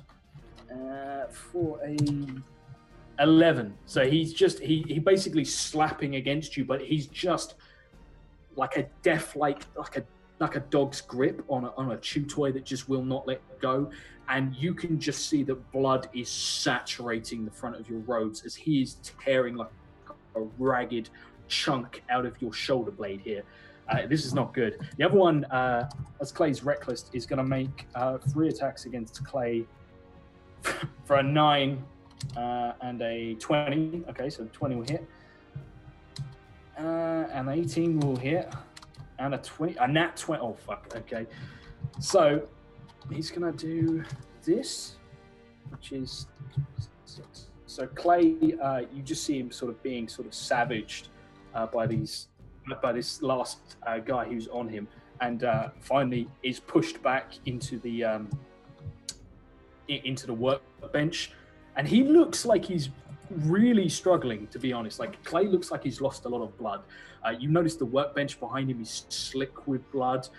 Whether or not it's his or not, you don't know, but he's pushed back, and you see like the actual workbench already damaged breaks against his weight, as this thing is now sort of like too close. It's in his guard. He can't use the sword, and he's sort of almost like front straddling him. You see he's sort of got his feet up on Clay's hips, and he's just biting down into into his collarbone, clawing at Clay's face, who is just repeatedly slamming his fist into this thing's ribs. And that takes it, buddy old pal, to your turn. You have a thing attached to you, and Clay looks like he's starting to really fucking struggle. What do you do? Orius is going to... so there's two of them are dead, or one of them's dead? One of them is has just gone into the fire and is proceeding to get himself up, but is just burst into flame. The other one is not getting back up again. The guy who took the meat hook to the face is gone. There, you also know the guy who got brained is also staying down. So you have 3 people to contest with: one on fire, one on Clay, and one on you. Orius is going to shapeshift into a bear. Oh damn! Okay. He's going to turn himself into a bear, and I believe it's just a normal bear. Let me look up the stats for that. Yeah, it's just a regular brown bear. However, there is an interesting thing. You turn into a creature that is large. Large creatures automatically succeed on grapple checks to break away from grapple checks against smaller creatures. So tell me how the fuck you, as a bear, just throw this guy off you, because he's not ready for that in any way. Like, he's in a blood frenzy, and suddenly what he's biting into extends to the point you possibly dislocate his jaw, where he's got this death-like grip on your shoulder, and your shoulder suddenly doubles in size as you become a bear. Yeah, Orius would just he'd drop his staff and focus on the image of a giant brown bear, and as he turns into a brown bear, it kind of throws the guy off as his arm doubles in size, and he kind of falls all hind legs out on all fours, and slowly morphs himself into a bear, throwing this guy off. Yeah, this guy is fucking off. And he is now prone on the floor behind you. I'll let you have a free attack against him if you want, because he sure as fuck didn't see that coming. Actually, instead of a free attack, before I turn into a bear, would you allow me to summon a grasping vine before I turn into a bear? Yeah, I'll allow. Want me to rewind time a little? Sorry about that. So that's no problem. Yeah, no, I'm gonna. Before I do that, I'm going to summon a grasping vine, and as a bonus action, and then I'll turn into that bear and throw him off. And the grasping vine would then attempt to grab the guy attached to Clay and fling him into the fire as well. Okay, I like it. There we go. He will make a dex save. Give me 1 second. The dex is Against my 17, I believe. hot damn. 19. What a god. I'm just kidding. What a guy. Yeah, so that's and if you allow me to take a free attack against the... Yeah, absolutely. Sure. I believe it's... You get this advantage because this fucker is prone, so... Let me just see the stat, because I got the stats of the bear weapon attack. 5 to hit. 20. So this is the attack to hit. Ooh. Roll it. Nat 20! Fucking yes! That's what I'm talking about. There we go, baby. And then claws, weapon attack, +5 to hit, reach 2d6 plus 4. So 4d6 plus 4. All right. That's a crit. Bye-bye. 19, yeah, okay, so describe a very savage blow to this thing that would kill a normal sort of average dude, but somehow this guy don't die. No, Orius would begin to maul at this guy's throat, looking for weakness in his armor, preferably the throat. You rip through sort of, and you actually rip his armor clean off the front. The whole front chest plate, or chest piece, it's just leather, just tears away and is tossed aside, and you cut these vicious, like the bottom 3 claws like go through his chest, and the top one goes across his throat, and you just see like blood spill out. But the blood is really dark black, like a really unnaturally dark black, and it's not just the light in this room. As you sort of slice it open, and that should keep a guy down, but he begins to like pull himself up, snarling at you. He snarls at you like you're probably snarling at him. It's bestial. Ooh. And it is Clay's turn. Clay is fucking struggling here. So he's gonna... 16 is only just a hit. So for 12 damage, he punches as hard as he can into this guy's ribs, and he's gonna try and toss him off. Oh, crap. For a 29. He's going to try and toss him off. He's gonna try and he tries to toss him off. Yeah, it's entirely what I said. And I don't regret it. That's what I meant. He pushes him back into the forge and sinks to one knee as you see as he throws this guy back. This guy takes a chunk of his shoulder with him. Like, he just rips out, and you can see bare exposed bones sort of like jutting out from his collar as he just sinks to one knee. Clay is pretty fucking hurt, and he goes for his greatsword, and he's going to try and make one last swing, and he moves over towards you and just yells, "Get out!" For 70, he almost fucking kills this guy as well. But yeah, swings into this guy. It's a little bit of it's not a clean strike. Like he doesn't seem to be able to full on swing this sword as he once probably could with ease into this guy's chest, knocking him back into his friend. Both of them now on fire, and he heads over to you and sort of is now standing next to you. These guys are going to get out of the fucking fire as nothing is stopping them. They will take some damage for it because they're on fire. So that is... They are still... One of them just barely clinging to life. The other one is not so bad.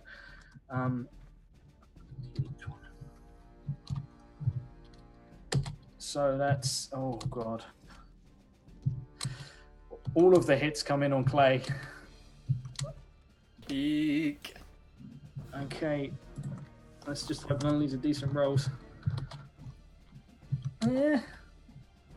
Not too bad. Just try to roll 1d20 damage. That's a little excessive. There we go. As, they bite into him, and Clay is like basically back to back with you as a fucking bear.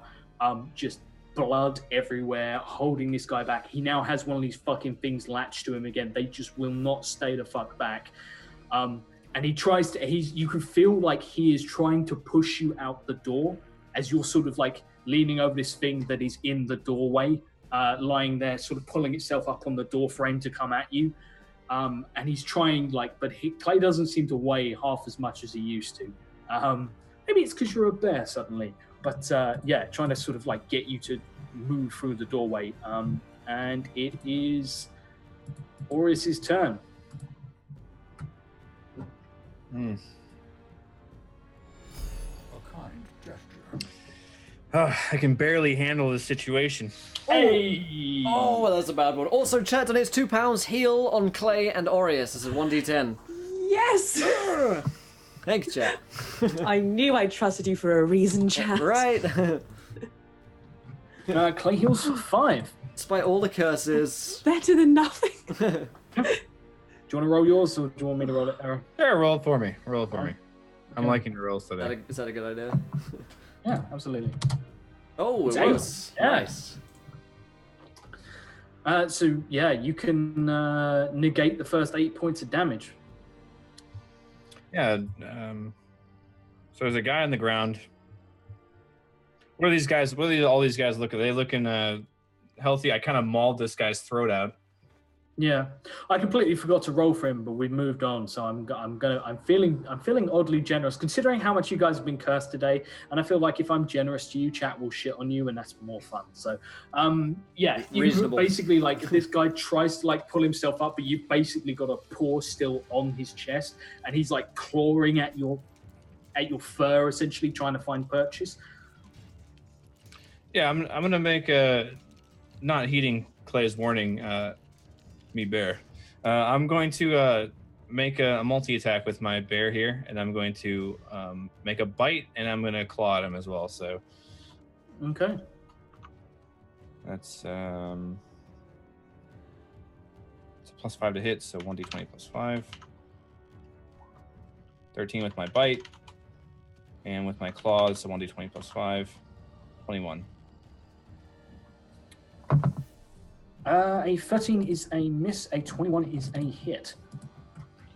2d6 plus 4. Oops, that's not the command.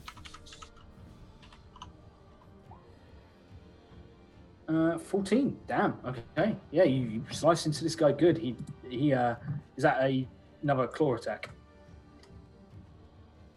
Yeah, so I swipe him with my claw, and then my grasping vine is once again going to attempt to grab the person nearest Clay and fling him back into the fire. Okay. I'm a DC 17.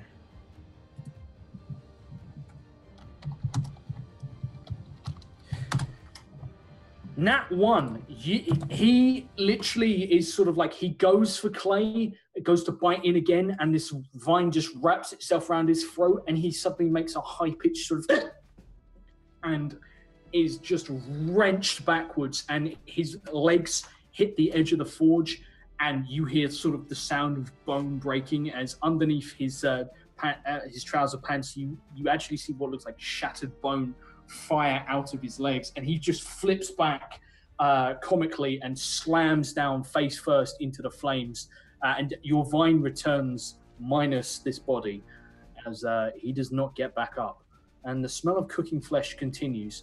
There are 2 left, one of whom is essentially sort of like pinned underneath your paw where you were just clawing it to pieces and slamming it down against the floor, and behind you there is one more fighting Clay, who as he's been healed, he literally just takes the flaming white-hot greatsword that he's got and just presses it against his chest, cauterizing this horrible wound across his collarbone to stop the bleeding, and continues fighting.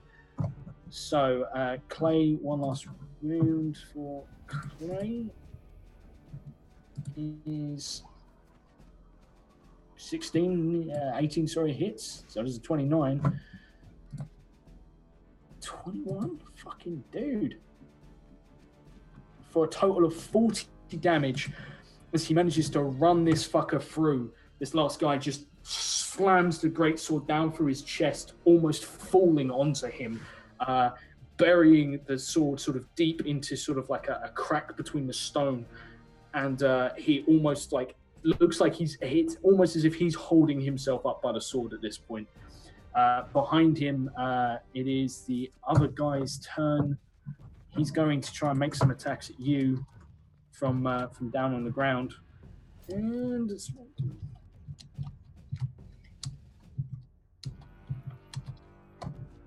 As a 22 hit you?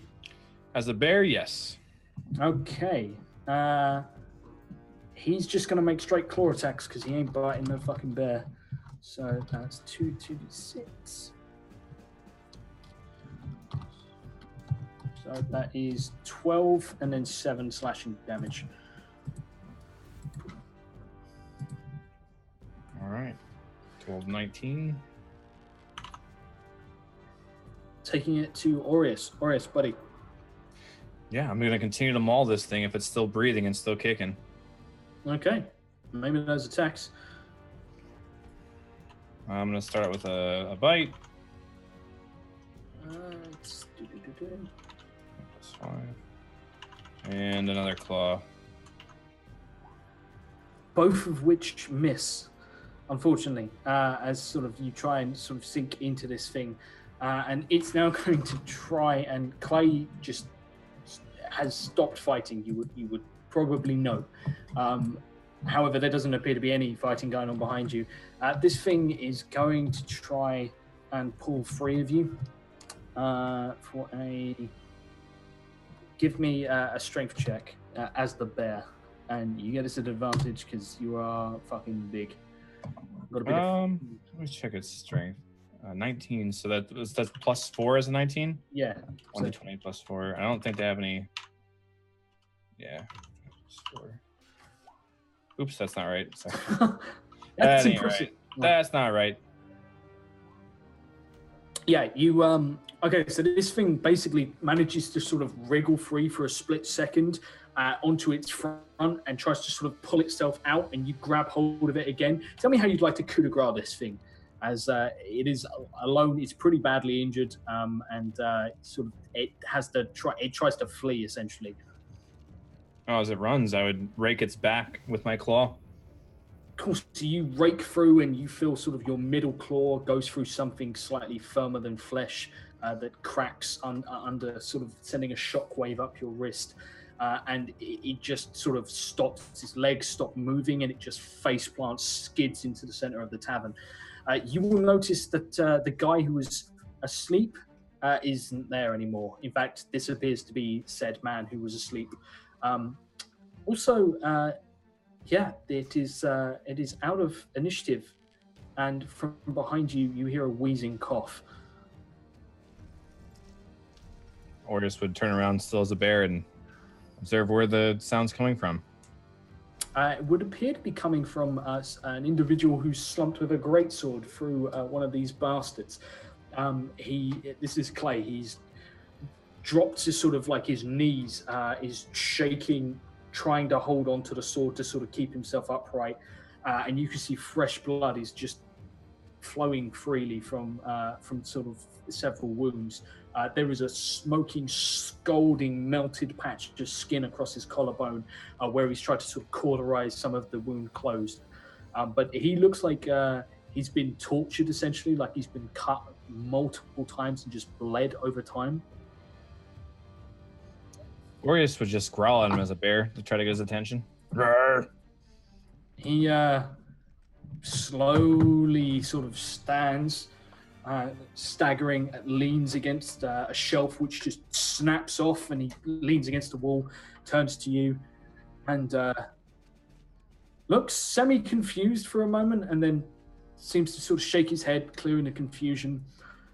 And he nods and reaches down, and he touches the floor, but he bunches his fist up like that, and he touches the floor, and there is a glowing on the floor from where his hand touches, and it spreads out like a cone behind him across the floor, creating this pattern of odd-looking symbols.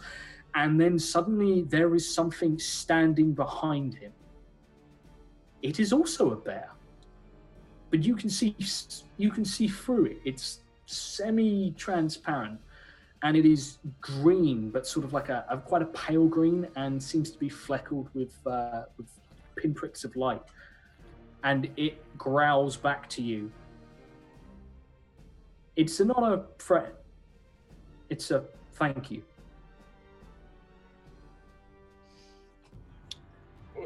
Ortis, would you have seen something? Like, can I make some sort of a check for that?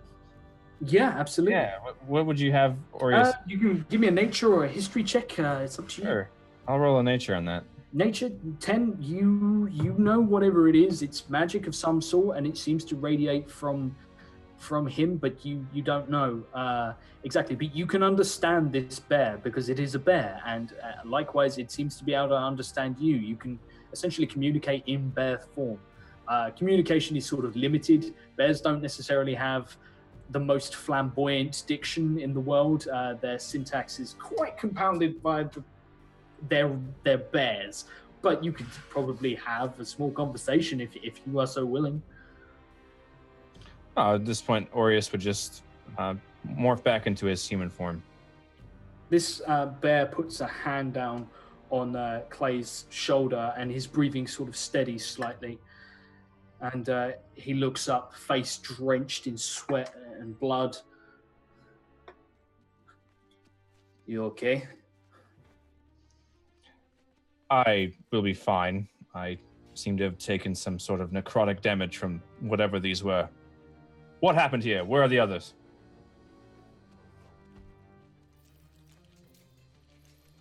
Nobody. People didn't come in. I need to check upstairs for the people who were sleeping. I'm sorry. What did he say? What happened? I'm sorry. I missed that. I need to check upstairs for the people who are sleeping. You're hurt. Surely you'll bleed out walking up the stairs. What happened here? Why did you need to check upstairs? He points to quite a ragged wound on his shoulder, sort of panting slowly, and just says, "They bite. I need you to check upstairs. There are a lot of people staying here, and I don't know how long I've been out cold. Please, do this." Very well. Come, I will heal some of your wounds. I would. No, just go. And I need you to look for a girl, a woman. She is small, has reddy brown hair. She doesn't look like much.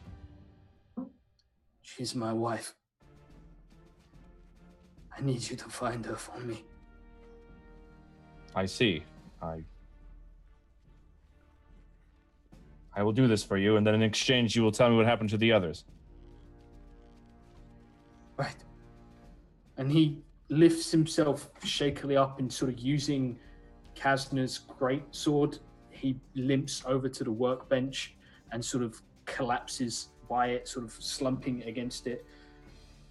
The bear follows him and seems to sort of get down on its paws, almost guarding it protectively. Orius would then at that point attempt to start walking upstairs. So you head upstairs. The first thing you will note is there is something spilt across the stairs. And as you sort of step up, you realize that it's dripped down from the corridor, from the corner, and it is red. It's staining the wood. It's seeped through. It's a really dark color. It looks like it's mostly dried. And as you get upstairs, you see that the doors are all open. None of them are broken open, but all of the doors are now open.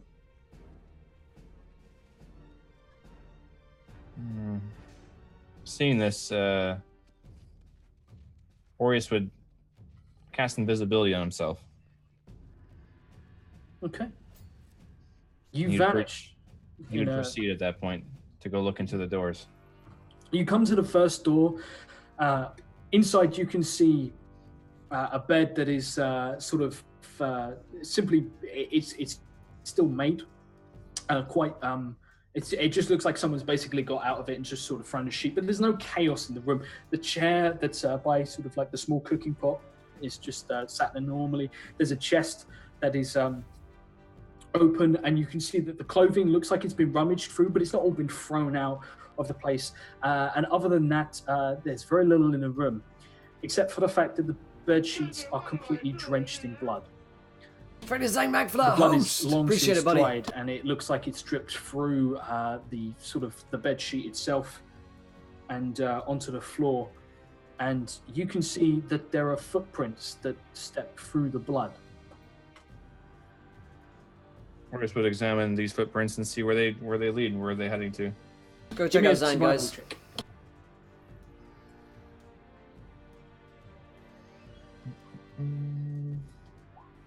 On a 20 survival, you look down and you see that these footprints sort of, they're slightly uneven. Whoever this was, you can see that they seem to favor one foot. They were barefoot, and you can see that maybe they were injured, maybe they have had a lingering injury, because one footprint is always smudged in the same way. The right footprint always smudged, as if they put a lot more weight on that leg, and it slips slightly to the side because of the blood sort of coating the floor. But there are also droplets of blood that drop down and basically form sort of a dotted line along the side. Or as it looks like whoever bled here walked away from it. And as you head out, you see the footsteps mingle with others that you can just about make out very faintly that lead downstairs. And as you sort of look into the corridor, there's a procession of these, of various different sizes, some with sort of slightly more elegant, slim feet, others with sort of look like they have claws. But as you go from room to room, there is very little chaos here. Other than the sort of blood that saturates almost every bed. In one case, there is a chair that has been knocked over, and there's a huge pool of blood in the center of the room. And you can see where a figure lay in the blood. And it looks like the figure got up again. And finally come to the final room. You remember this room was Gavin's room. And we're going to cut back to the party. So you guys are, you guys find yourselves slowly coming to a stop. Only Kasna, you see, because Kasna is sat there or lying there, nice and calm, not at all panicking. The fact that she can't really move, can't really feel anything. It has bled profusely, and as you sort of hear the cart come to a stop, you hear the horses that are drawing it sort of be calmed. You hear sort of the, oh now, oh.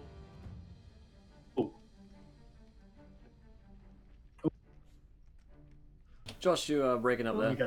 Yeah, we just got whoa. You go, whoa. Hey, whoa. Hey, now. Hey, big guy. Whoa, Oh. hey, whoa, hey, hi, whoa. Yeah. So yeah, the horses are sort of brought to a stop, and you feel for the first time sort of feeling quite nauseous, to be completely honest. You've been sort of laying down and tossed around quite a bit by sort of the bumpy, uneven road. And finally it comes to a stop, and you hear movement. You hear what sounds like wood scraping against wood, and then suddenly you lurch as soil sort of gets into your eyes, and as everything moves around. For a split second, like sort of like you feel that the distinct taste of fresh air through that straw, which is your only connection to the outside at the moment, as you suddenly are pulled from the back of the carriage, and you hear the sound of what sounds to be sort of, there's no real footsteps. It sounds like whoever it is walking across sort of grass, and you hear the rustling of sort of what sounds like grass or leaves or something. And then footsteps on stone, the creaking of a door, and then there is an almighty slam as your whole body is shaken, as the coffin is dropped or placed somewhere or slammed into something, and you stop moving entirely. And a voice calls out, "So glad to have you back in our care once again, young elf. Though I'm loathed to colour you with the same brush that my kind prides ourselves in. Kasna, it's been so long and you've achieved so many things in our brief parting. But now you're back." No. I want to wake up now. Can I wake up now? Why would you Wake follow the up. poison? Because You left me. And there is a sudden tearing sound as the wood broken away. And it's not broken away cleanly, it is just torn up. And something reaches in, and it feels like a piston hits you in the chest as something reaches down, grabs you, and whips you out and throws you across the room. I want to wake up now. Kasna, I don't want to be here. Kasna, you wake up, or you are welcome back to reality, as it were, in your brief flight plan of a flyover of the room. You see that the room is curved.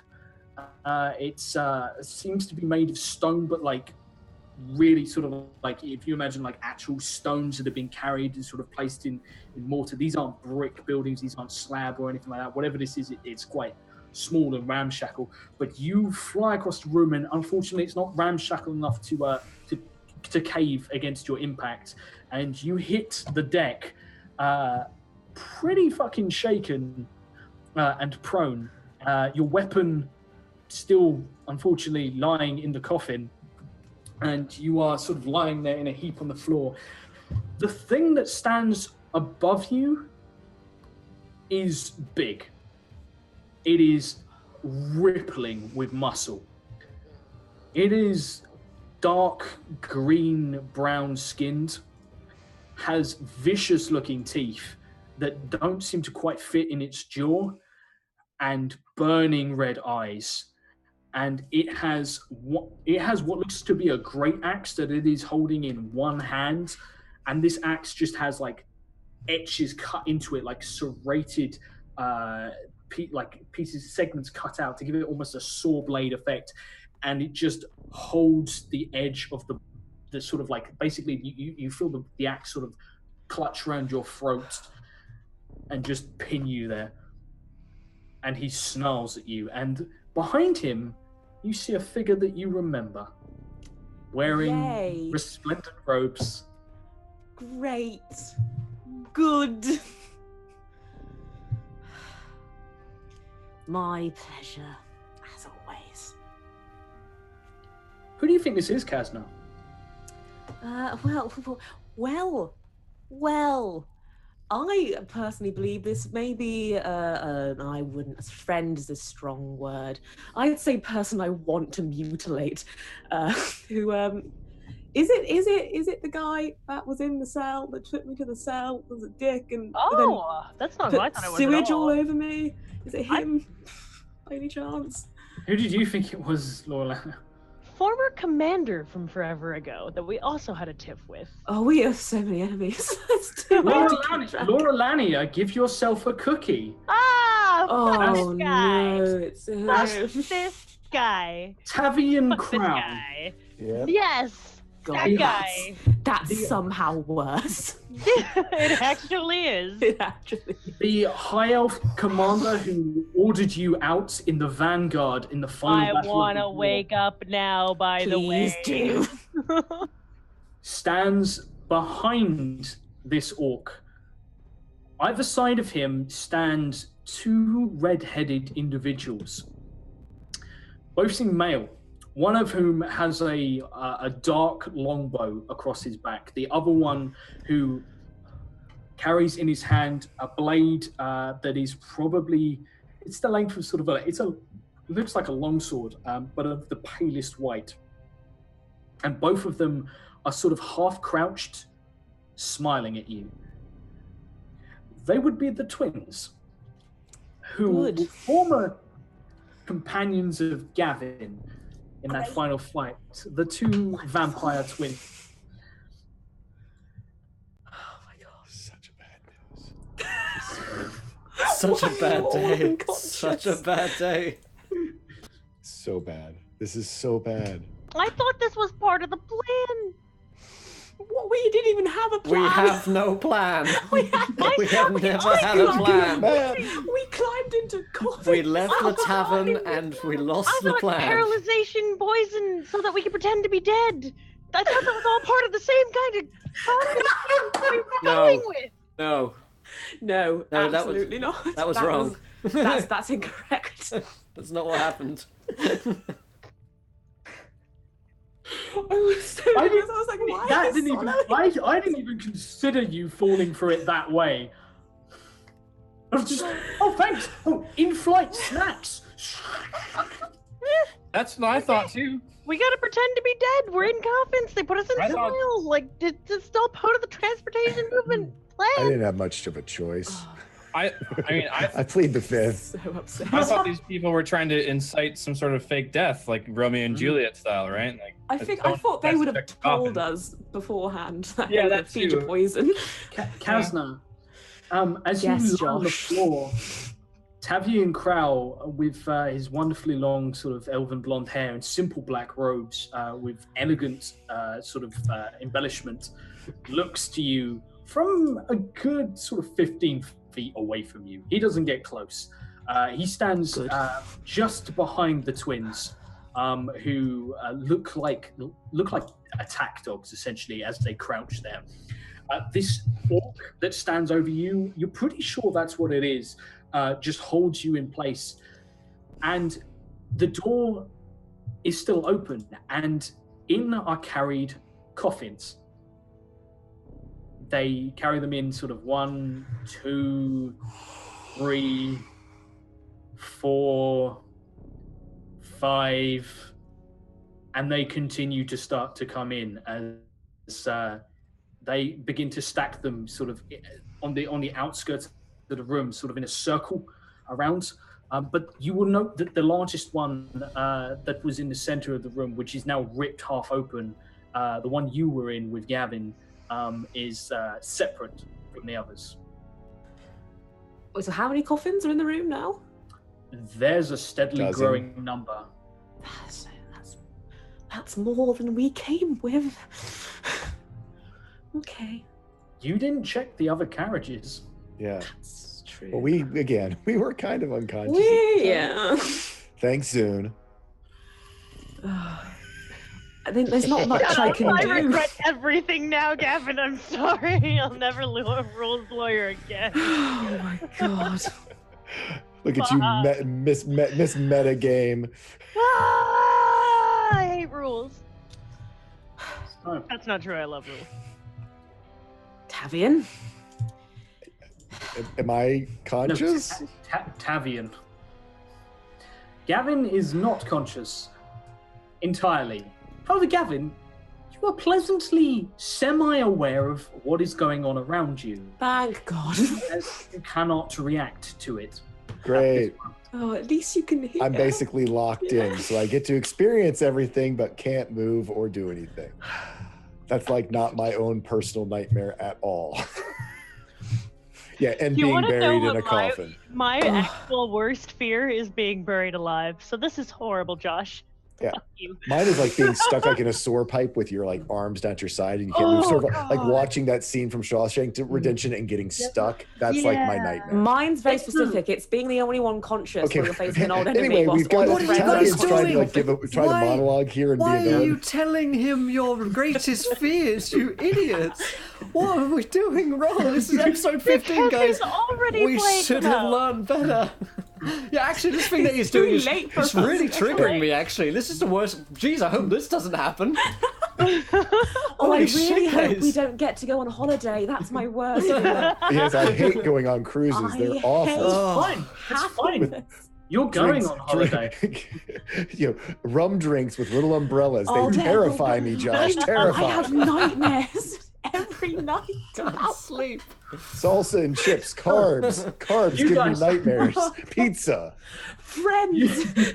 Happy days, sunshine. Hate you all. You guys. Okay, and Tavian. Anyway, Back to your Tavian, monologue. how's it going? Hi, Tavian. Tavian. Good to see you. Tavian stands there with a cruise brochure. He knows. He knows. Not a cruise. Tavian looks down at you, smiling, seemingly quite aggravatingly, being distracted by the fact that he has a wrinkle in the cuff of his robe, which he seems to be sort of trying to straighten, and he's licking his thumb, and sort of maybe a stray bit of dirt is flecked up there. Seems to be waiting sort of for you to react. What is it you want, Tavian? Oh, I already have what I want. Kind gesture. Well, that's God damn it, chat. to know. Care to elaborate, or must I sit here for the next 12 hours? Oh no, you need to sit there. I'm going to make sure that I get my work done. So, I'm going to require some assistance with that. I'm sure you have no problem assisting. Pretty bold claims, Mr. Crow.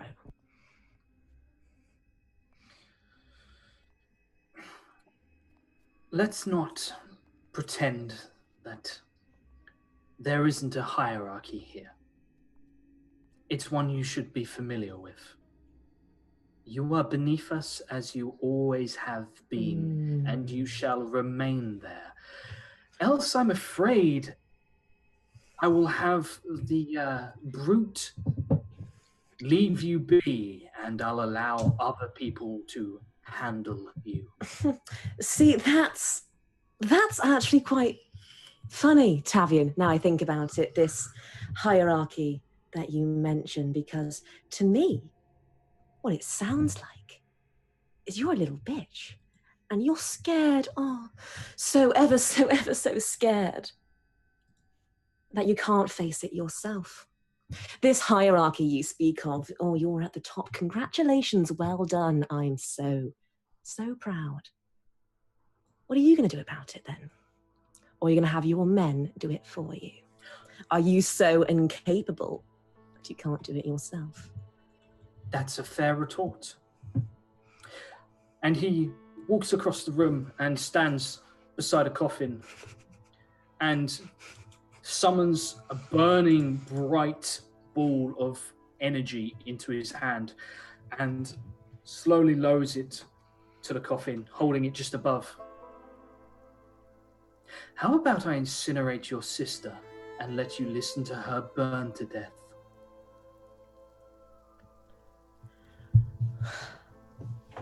This is the one with your sister, or maybe this is the dwarf you care for so much.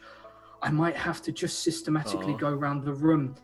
And suddenly he pushes the ball down and the coffin bursts into flame.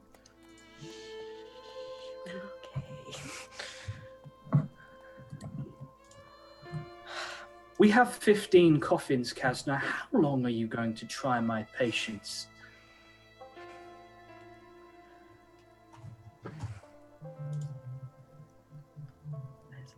There's literally nothing I can do. I have nothing for this specific scenario. Hang on.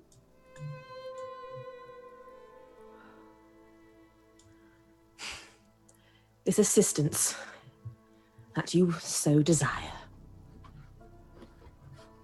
Why? What for? You're going to help us with something, as we originally intended, and your friends are also going to help. But I feel we got off to the wrong start, so let's make everything much simpler. Marcus, would you be so kind as to bring me the collar? And one of them slowly stands up, the individual carrying the sword, and he walks slowly, almost loping over, picks something up. And you notice that he picks it up off sort of a neatly stacked shelf by the door, and he comes over, and there is a very crude-looking metal collar. And he stands in front of you. You're not going to give him trouble, are you, when he's so close to your neck? I'd just allow him to attach it if I were you.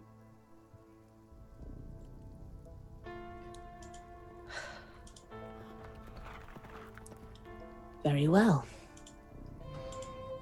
He reaches down and basically throttles you with this collar. And you hear from behind him Tavian bark out at something. And he stops. But it snaps shut around your neck. And you feel it heat up. Unbeknownst to Kazna, it begins to glow with runes. But you can feel them itching against your skin. And Tavian says, "That's enough." And the orc pulls this axe from your throat, allowing you to breathe properly again for the first time. And he takes a step back. Before you do anything at all, I may have to inform you of your current situation. If you try to tamper with the collar, the runes will activate.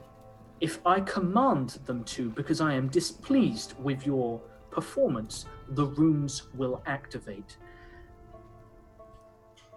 You will not survive what happens next.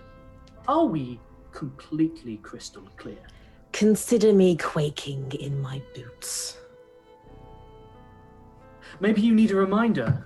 And once again, he summons a bolt of energy and he walks over to another coffin.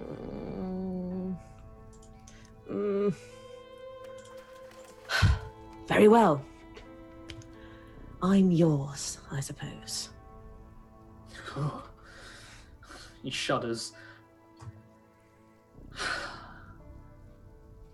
Well, a workman doesn't always get to choose his tools. Very well. And he reaches down, snuffs out the flame, and pulls, wincing slightly, and finally wrenches open the lid. And he runs his hand across the dirt, and you see a very pale face have the dirt brushed lightly away. And you see your sisters staring blankly up at the ceiling. And he just gently runs his fingers across her cheek. Now, we're going to get along just fine, aren't we, Kasna? Don't touch her.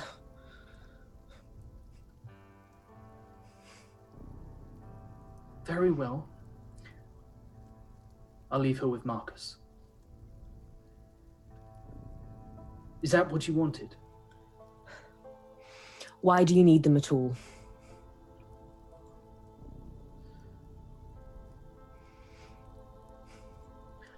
We have need of tools. You already know much of why we are here. Well, this here, he pulls something from within, and you can see what looks to be it's basically it's basically like a marble essentially, but it's sort of red, flecked red throughout. And he reaches down and opens Zune's mouth and drops this marble into her mouth. And then he puts his hand over her mouth and pinches her nostrils. And you see as Zune, you are aware of this happening. You are now only paralyzed. And your body has to react, and you swallow. It's not particularly large, but you swallow this. Oh no. I believe You know you're what it already is, don't familiar. you? I believe you're already familiar with the I effects. know I am. From his first episode again. It's delayed reaction fireball.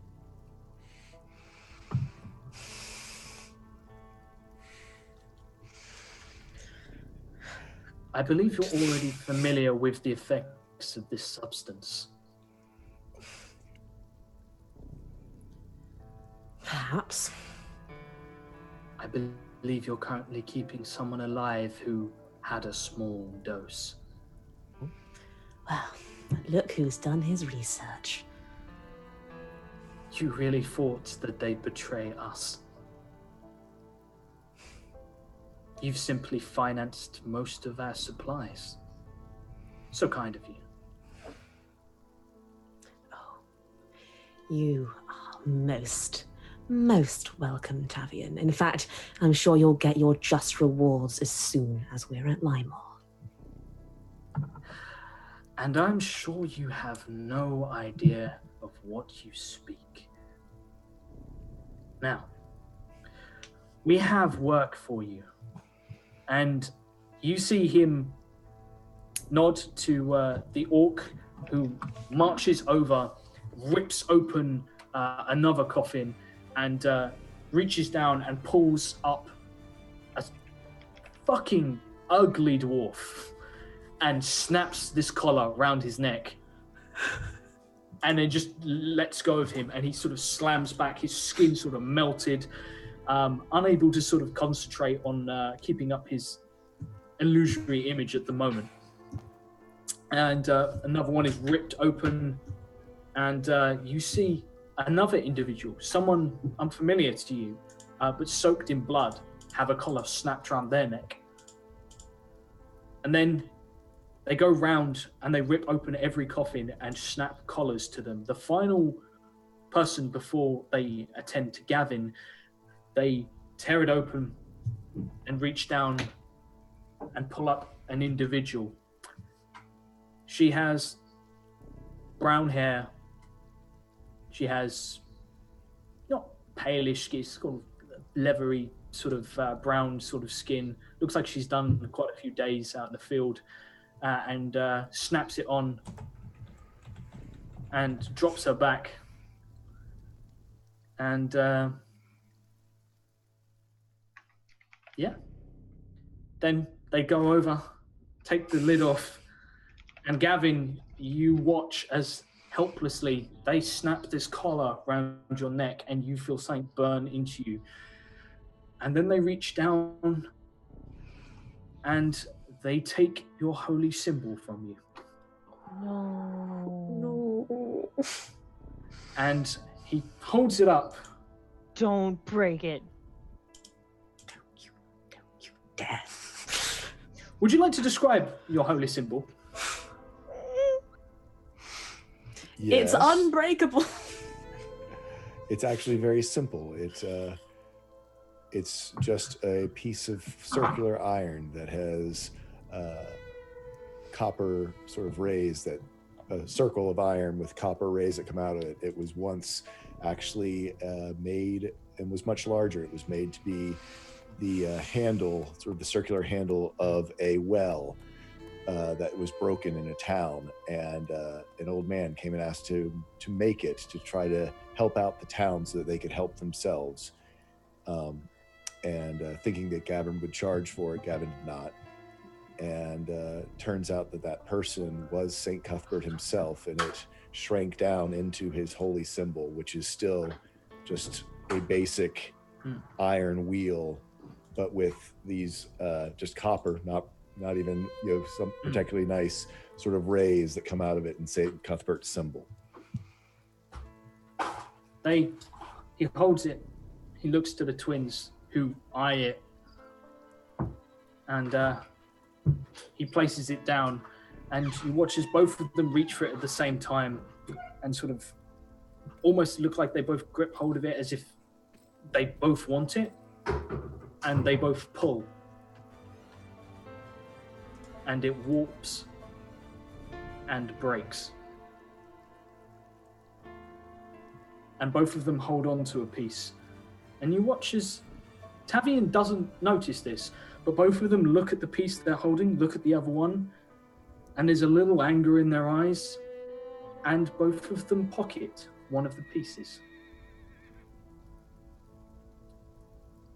And finally, they bring something over, and it is a big, clanking metal tube, essentially. But one end of it isn't opened up.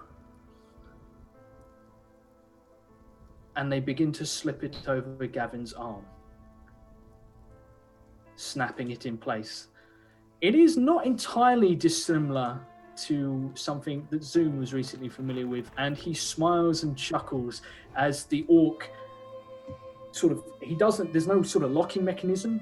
He takes a hammer out, like quite a big hammer, and just smashes the metal together, warping it so it sort of locks in place. This hurts a lot, Gavin, as he just basically warps the clasps so it is sort of attached to you, and it weighs quite a bit. And you see on the outside several runes burning. Let me just show you. I can actually show you the rune that is on everything in just a second. But as this all happens, your bodies are all pulled out. Bar Kazna, who is now not restrained, you are standing there alone, essentially. And your bodies are all pulled out and stacked on Gavin's huge coffin. And you are now sitting there, like almost like a sofa. It's almost like a pleasant little reunion. Yay! With Kasna standing opposite you. Oh. So, can we speak? You can sort of speak. It's almost as if you've got locked jaw, but you're still intelligible. Okay.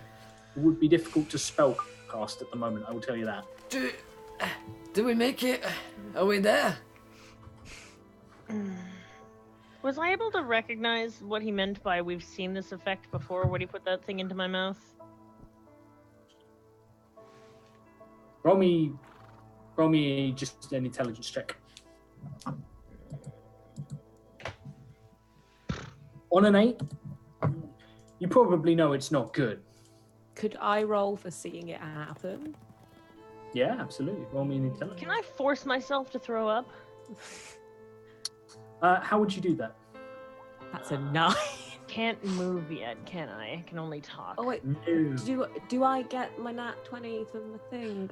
You do. You know exactly what this is. This is crystallized miasma, which has been. Ooh. There are a couple of things, as you nat 20'd, that you should probably be aware of. Okay, I'll write these down. I'm ready.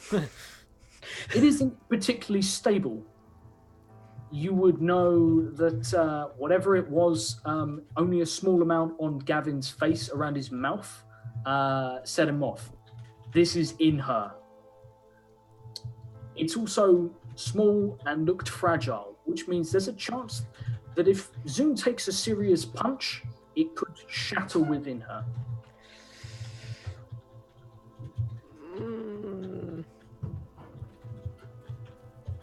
Good. Great news. I gotta go through all of these fucking curses. Just So yeah, Gavin did get a curse there from chat. Yep, and I rolled it. Oh my god. If I things said it to aren't Josh. bad enough already. Holy shit. So Gavin,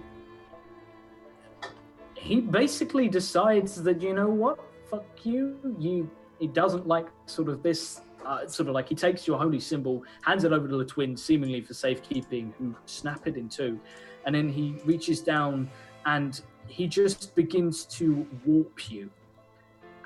Gavin now has 2 hungry maws where his eyes should be, and a single eye where his mouth should be. He can still talk, but he is terrifying to behold. What the fuck has gone wrong with Gavin now? Oh, by the ancestors.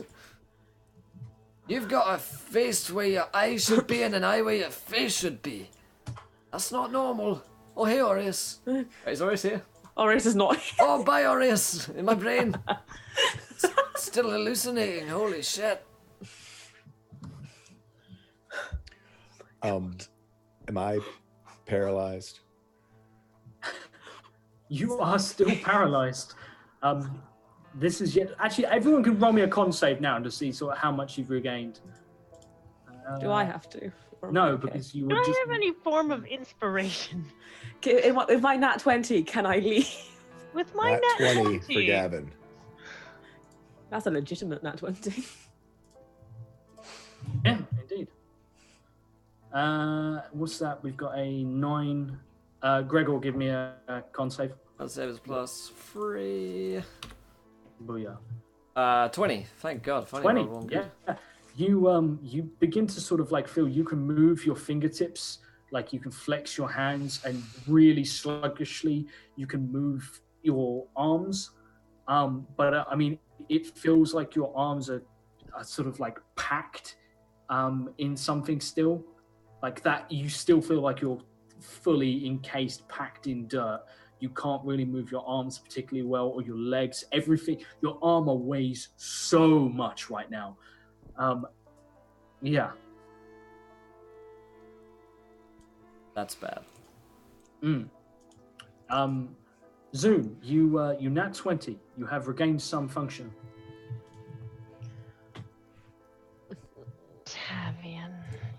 What the hell was that? Such a pleasure. That was a pleasurable for you. You guys, it's probably Like being back home. Right, remind me never to come over yours for dinner. no, you notice as everyone else is sort of looking forward, you know that Gregor is at least 2 foot shorter than he was when he went into that coffin. Thanks, Curse. I assume it's the effects of the drugs. Yep. So do I. He's been shrink wrapped for saving on cost. Yep. Shipping. It was in like vacuum pack to get him. Been vacuum packed. I've been sealed in. Oh my god. Oh, What? dear. I've just Don't. read arrows. Oh, Oh my god. No. Nope. No, Well, you you- can you you can didn't- forget you didn't about know- the thing that you You read. didn't know about that curse? Yeah, I've just read them. I have so many to sort of catch up. Okay, I was gonna say I don't.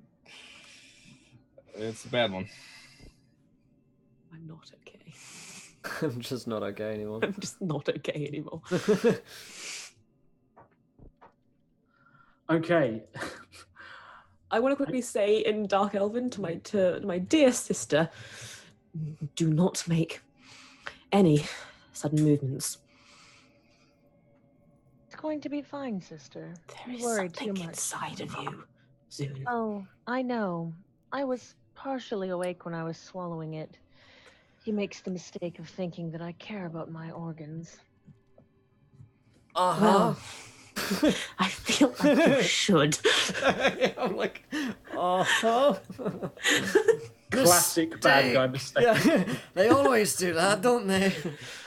But if you would turn to your right, I believe they've brought us a gift. What gift? Point towards the woman. You! You idiot, Tavian. You really can't do anything right, can you? You can't capture people. You can't do anything. You are the worst villain in the history of villains. My God. Wow, feels bad, man. You It might is. You are so stupid. Is she gonna be okay? Gregor, honestly, it's almost shameful that he caught us. Oh, God. Right, I genuinely feel bad for you. because I feel kind of dumb that we did kind of literally just sit down and nearly die for him. No, it's fine. Don't worry. I'll Was tell that you all about planned? the joke later. I don't want to hear it. Oh, you mean her? Oh, you're still here. Okay, sorry, my bad. I wouldn't have said that if I knew you were here, Tavian. You're rubbish. You're shite me. Yes, team. We're all gonna die. Nailed it.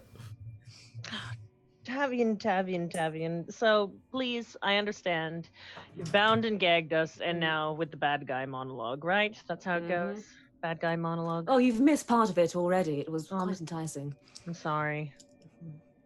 Oh, I am sorry, Tavian. I forgot. You know, all power to you and all that hierarchy. Yes, He yes. threatened The runes everyone. are going to kill me. Blah blah blah blah blah blah blah. Oh, did he threaten to kill everybody that we love and care about? He did. Yes. So good. Such classic. Classic. I like that line. He even set some person on fire. Like it was.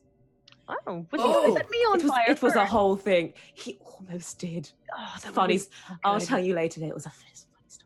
You know I have a contingency spell set in place in case I die. So if I do die, I'm just going to come back. I'm going to find you and I'm going to kill you. Oh, and there's the matter of the druid, Aureus, who's out there as well. He didn't get him with us. Is there somebody missing? Oh, there is. No, let me just count the coffin. Oh, wait, no. he's Little not. does he know that even now, Aureus is on his way to save us. You didn't plan for that, did you, boyo? And you know what? Plan, He's dude. got a whole cult of followers behind him that are gonna come to you and they're gonna wave If their Gavin wasn't big, still fluffy, paralyzed, he would be head beady face palming so bad tree right now. dicks in your face and they are gonna destroy you, mate. So I like it for once nod at Gregor, and I'm just like, Like, yeah. yes. any moment now, they will break in here and they will tear this whole place down. Any moment now. Anyways, do you want to We all play just some like look towards the door. Yeah. Drow Jacks or something? Right? Okay. So I missed it. I missed the end of that. Sorry. Do you want to play some Drow Jacks or something? Pog Stropa.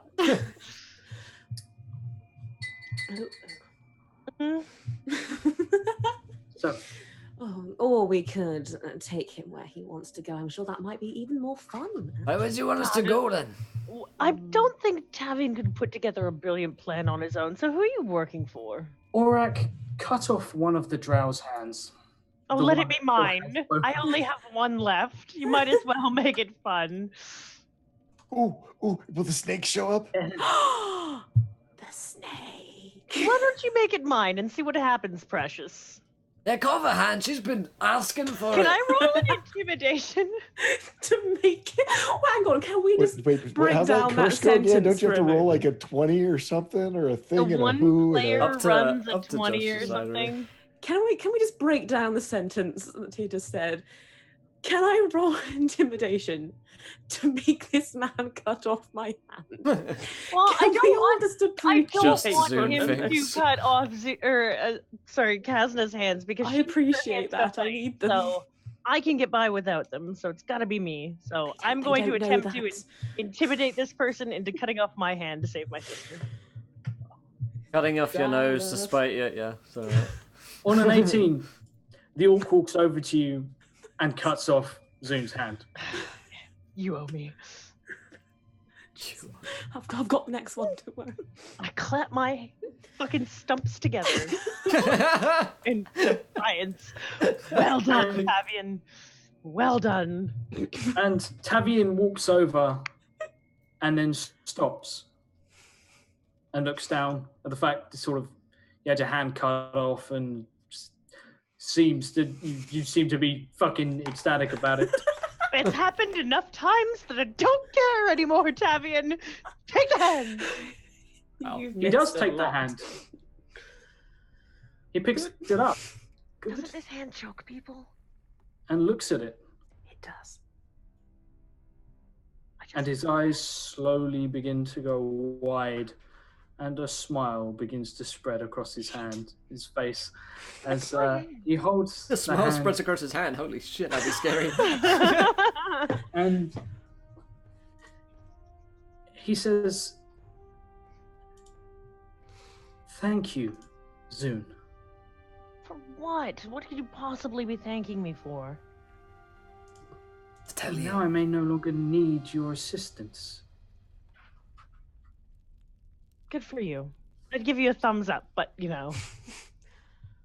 Ah! And he turns, walks to the only sort of plinth or table, worktop in the room, sort of a raised column, and sort of puts the hand down. If he fucks my hand, I swear to God, I am out. Whoa! Why did you go there? Wow, that escalated Can we get quickly. that as a quote? I was. I am If out. he fucks my hand, I swear to God. I am out. I am And- done. He gestures over to the orc and says, "Give me that." And he takes the axe off the orc, barely able to hold it, and sort of like holds your hand down on the table. He lifts this axe sort of carefully, teeteringly, and slams it down, cutting off his own hand. Well, can I do a thing, please, sir? I'd like to use Mage Hand to get the hand and bring it over to me, please. Which hand? Which hand? There's so I was many gonna say hands. the not hand of Vecna, but hand of something else Why are that's there just so as many scary. hands? I mean, you gotta hand it to the guy. He's, There it is. Can I get the hand that's not his hand? Zune's hand. Zune's old hand. Zune just tried to. Zune's new old hand. Zune's new new hand. old hand. I would The like one that. that What Zune's- is it with you picking up my body parts? I know, right? I've got a One- It's connection Drow going Easter. on. It's like an Easter egg hunt. Easter egg It's hunt, like, yeah. you know, Zune just goes around hiding body parts and we all wake up in the next morning and go find them. The one that Zune is trying to palm off on someone else. I Yes, Uh, that's the one. Ah. Yeah. There it And is. Do Drow get Good darkness lord. as an innate spellcasting ability? Because after she does that, I'd like to drop a ball of darkness. roll me a sleight of hand. Me? No, not you. Okay. I was Kazna. like, Kazna. what- I was gonna Sleight of say. stump. I'm sorry, Josh, but isn't that a nat 20? Oh, it is. No, it isn't because it's What? not a check. It's an ability. It's What a, if I it's- check my score? Oh, yeah. It's- Wait, no, sleight of hand is a Sleight sleight of of hand's hand's a it's roll. an It's ability just check, like yeah? anything No. else. Let me just The skill read check? the Sleight of hand check. every.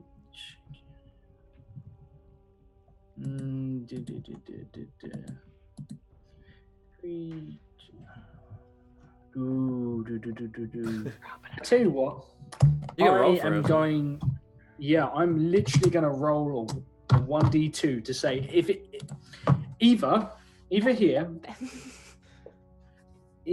it is. You got to remember that there is a negative side to this that will start. yeah, but it hasn't started So- just yet. It'll either be. My life. Are you picking high or low? High or low Oh to have. god. This is all you. Hi. So okay, if it's high, Are it you counts for okay, ability. Louise? Are you having a stroke? It counts for skill checks. If not, it just counts for dex checks, con checks, or context, that sort of thing. So that's a high, low. It's a low. What I called So roll me. low. Roll me a sleight of hand. I can do this still. There's still a chance. Still time. No, there isn't. There is no chance in hell. You fucking could not have dropped the ball any harder.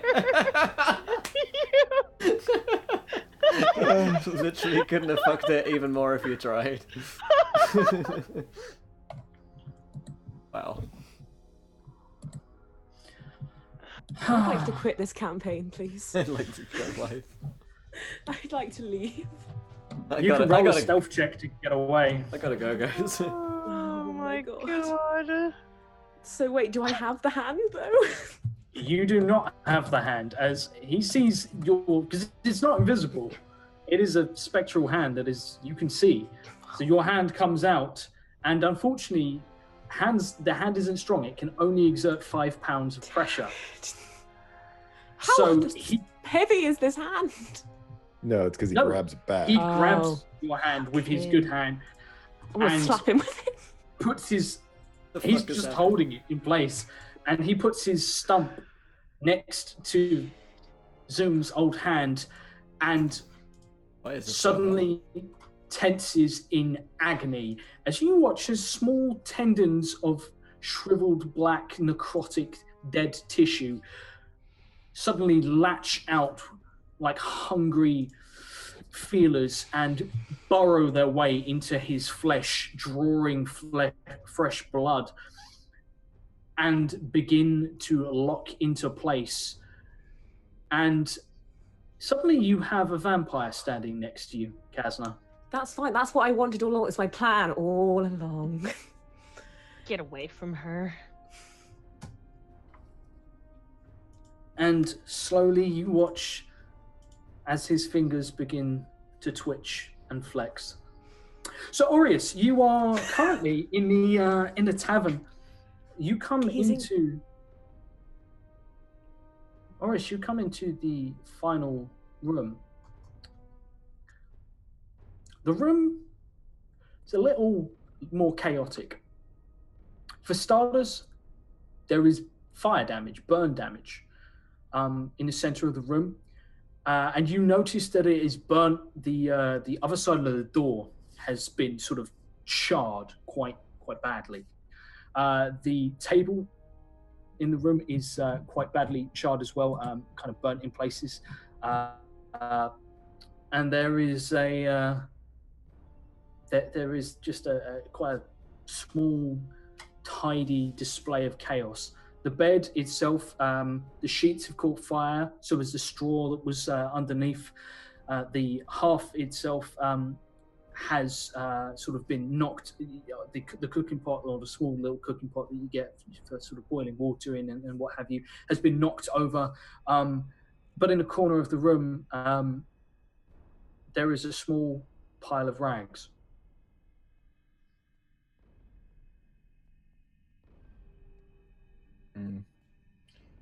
Oris doesn't immediately see anyone in this room? No.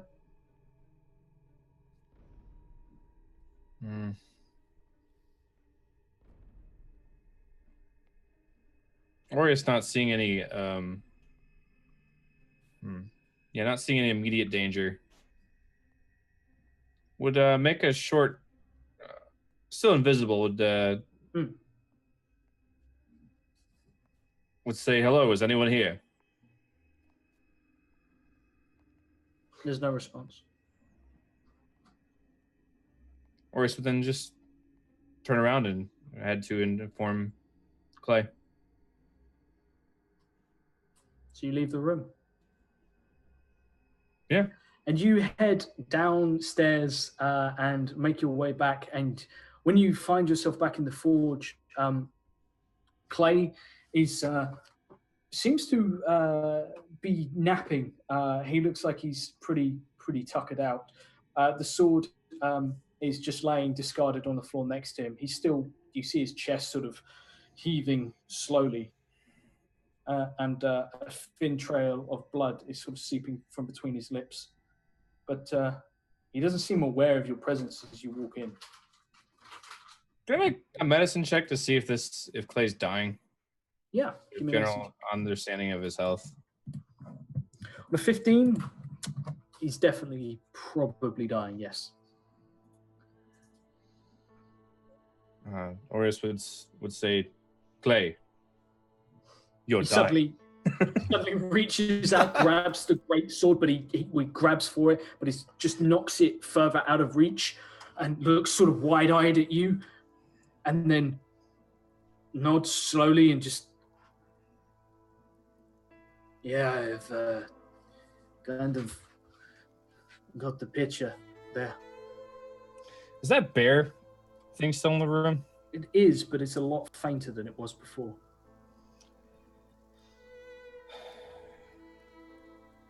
Orius is going to commune with nature. Okay. Orius is going to sit down and attempt to commune with nature. I'm going to attempt to detect any type of celestial or fey creature. He knows that this is some sort of magic, so he's going to attempt to detect this creature to better understand what it is. This thing in front of you does not register as a fey. It's similar in a way to celestial. You can give me another nature check now, as you you almost taste what is 23. That is Clay's soul.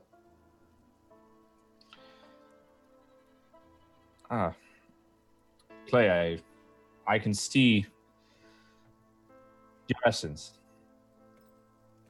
It is that of a bear. He nods.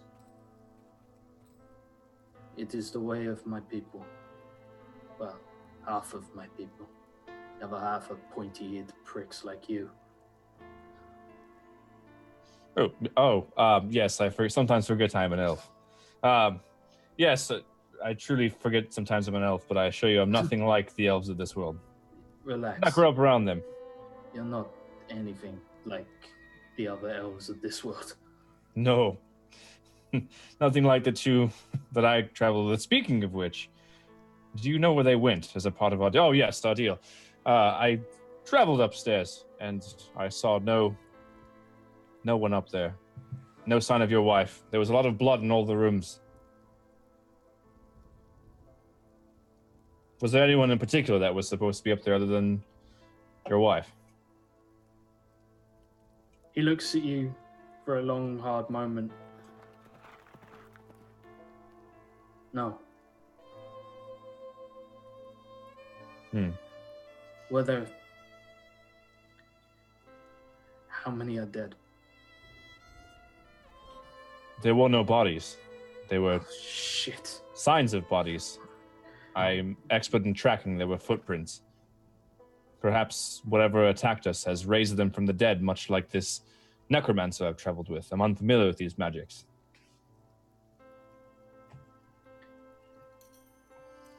He nods.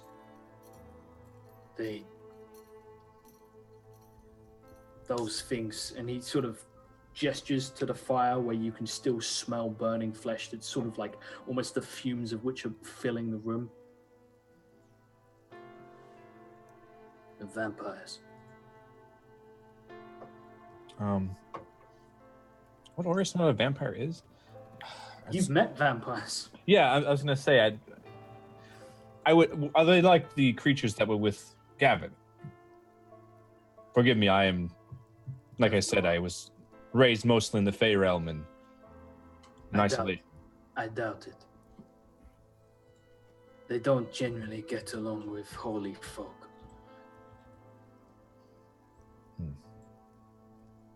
And what happened here? How did they ambush you? What occurred here? We came in the night.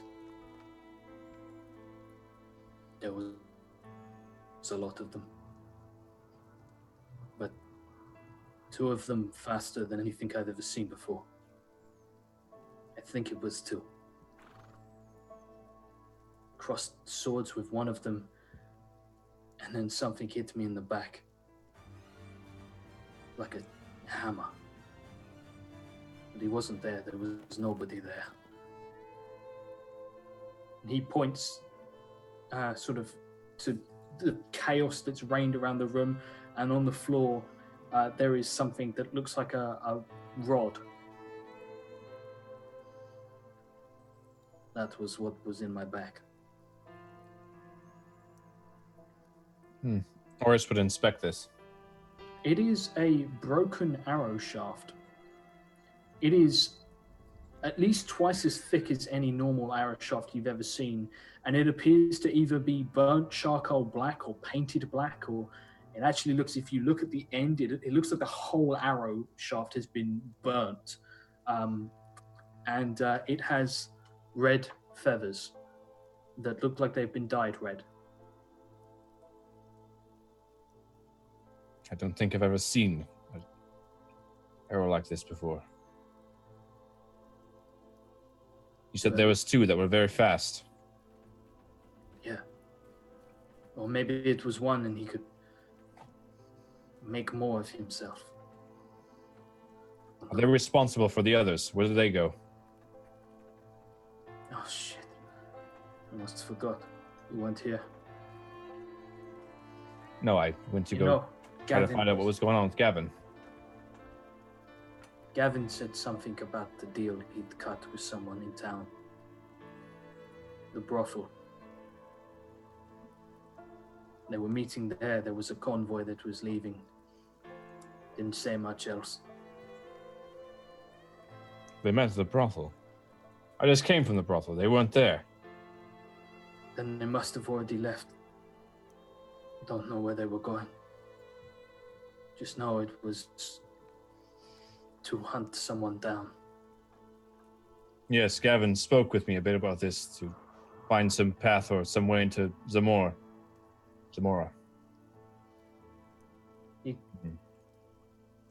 No, you should probably get going. I have my ways of tracking. I hope it would not be like them, especially Gavin, to leave me behind. I could see the 2 drow women not caring, but the dwarf and the human would not leave me and Gnarls behind. They were on a deadline. That's all I know. Would you do me a favor? Certainly. Behind the bar, there's a top shelf that's hidden behind the placard. Go to it. Pull it off. There's a bottle up there. It's red. Can you bring it to me? Certainly. And then Orius would go and look for this bottle behind the placard. Yeah, you find it. It's a bottle. It looks entirely different. It's almost a figure of 8 shaped. So it sort of bulges twice. And it has a cork in it. There is no markings on it. But it is actually in a box, you see. And the box has bolts in it. It seems to be sort of like a chest that is sort of fixed to the top, sort of to the bar, as if to stop anyone sort of scarpering with it. It's quite well, but yeah, you open it up and bring it back, and he pass it here. Yeah, I've brought you the bottle. Thank you. And he takes it, uncorks it. You best be going. You are dying. I could perhaps ease your passing. Or I could attempt to mend you. I've got everything I need here. And he gestures to the bottle. I see. I will let you choose your own destiny, whether that heals you or kills you. Your life is your own. He nods. Find your friends. And find my wife. I shall. And what should I tell her when I find you? Tell her they can't use me as leverage.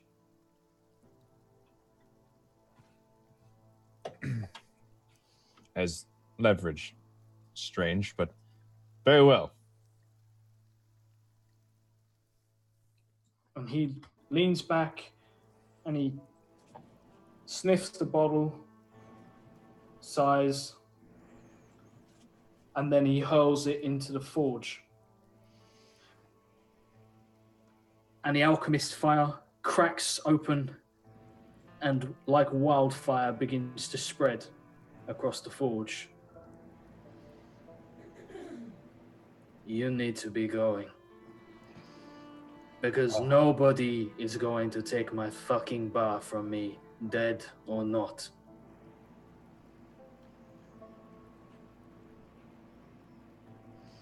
Orius would look at him and say, "You fool. You know I have to try to put this out so it doesn't spread, right? If you wanted to kill yourself, you could have just had me do it." And he reaches into sort of his pants pocket and pulls out a hip flask. And he begins to drink as the fire begins to really fucking spread. This whole place is sort of it's a lot of stone in here, but alchemist fire spreads quick. Yeah. Orius would look around this fire and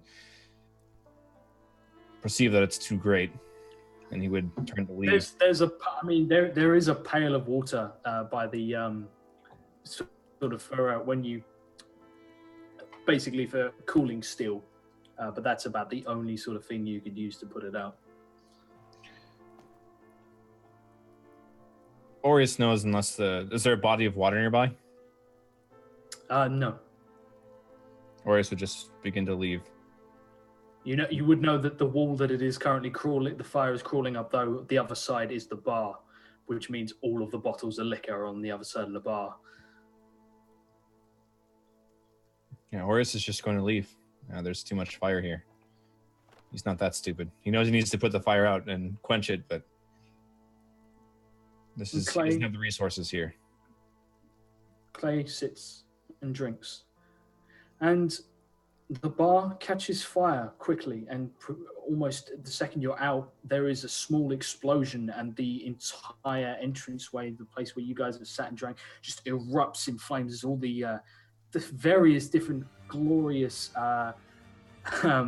chemicals and alcoholic beverages that are totally fit for racial consumption of all kinds just erupt in flames, bursting outwards, catching tables and everything on fire, and quickly licking its way upstairs.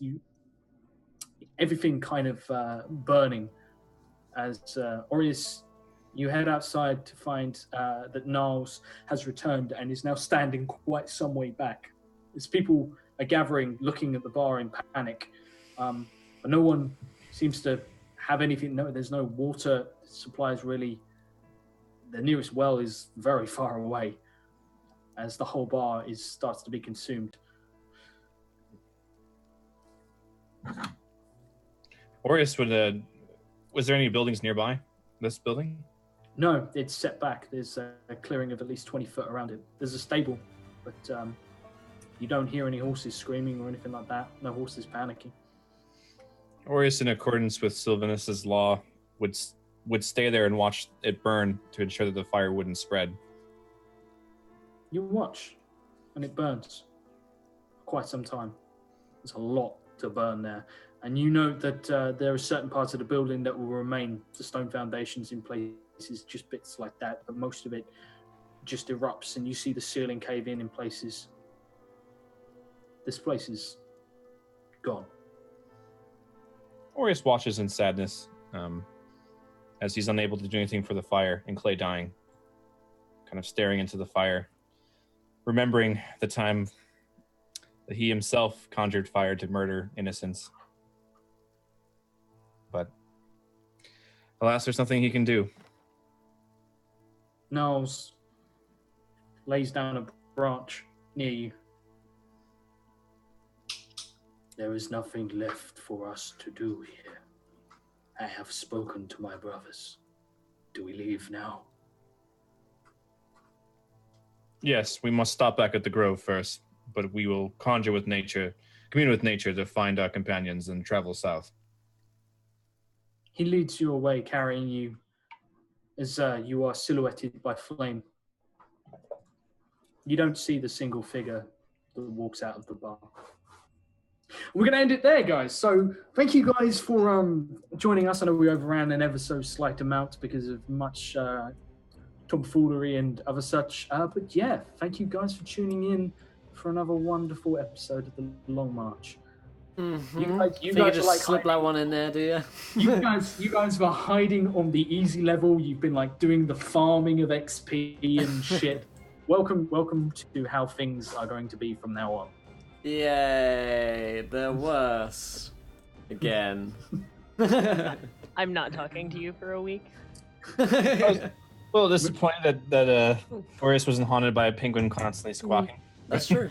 I am exclusively talking to you for a week, and it's just going to be yelling. Just yelling 24/7. Vile insults. You will never be free from this.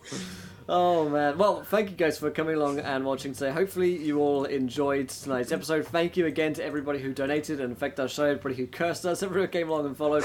If you enjoyed the show, please do hit that follow button and join us. Of course, we'll be back along tomorrow at the same time, a different time. And today of 1 p.m. Eastern for Call of Cthulhu Masks of Nyarlathotep, and then we have The Curse of Strahd following on from that. So, let's go around the cast and crew. Did we enjoy ourselves? Where can we find one another online? And let's start with our DM, Josh. Yeah, it was a pleasure to actually get into the meat and bones of things.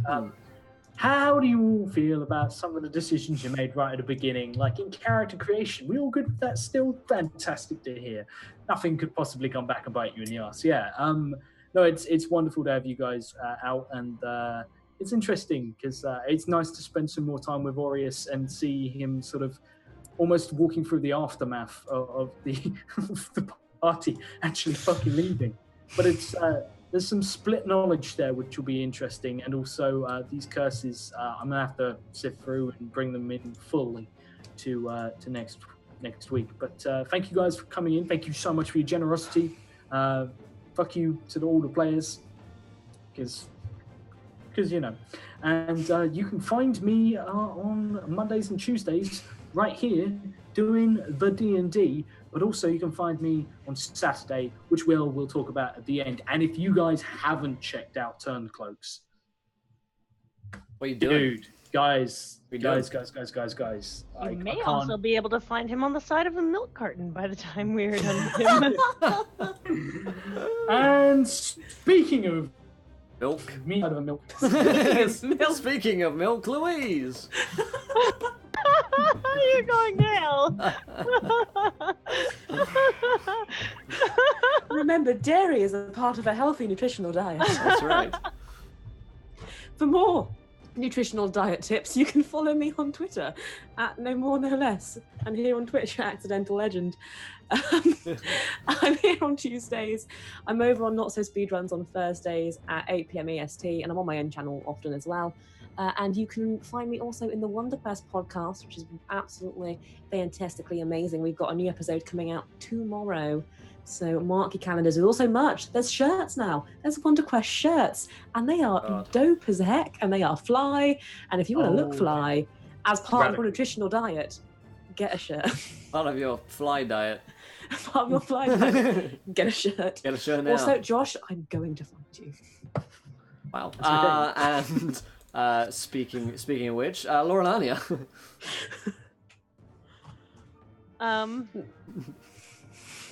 I just can't even.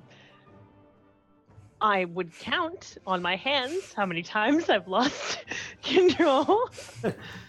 But I can't because I don't have any, because That's the first time you've Thanks lost for a that, hand by the for, way. for a good reason. fair enough. But now that hand has also betrayed me and gone and attached itself to. I want to go out there and say my worst enemy, because I hated him above all else. And that's why when you used his voice, it instantly clicked in who it was. I knew exactly who that was. Triggered. I can't say it. Don't follow me anywhere. You won't want to see it. It's gonna be ugly. It's gonna be bad. Oh man.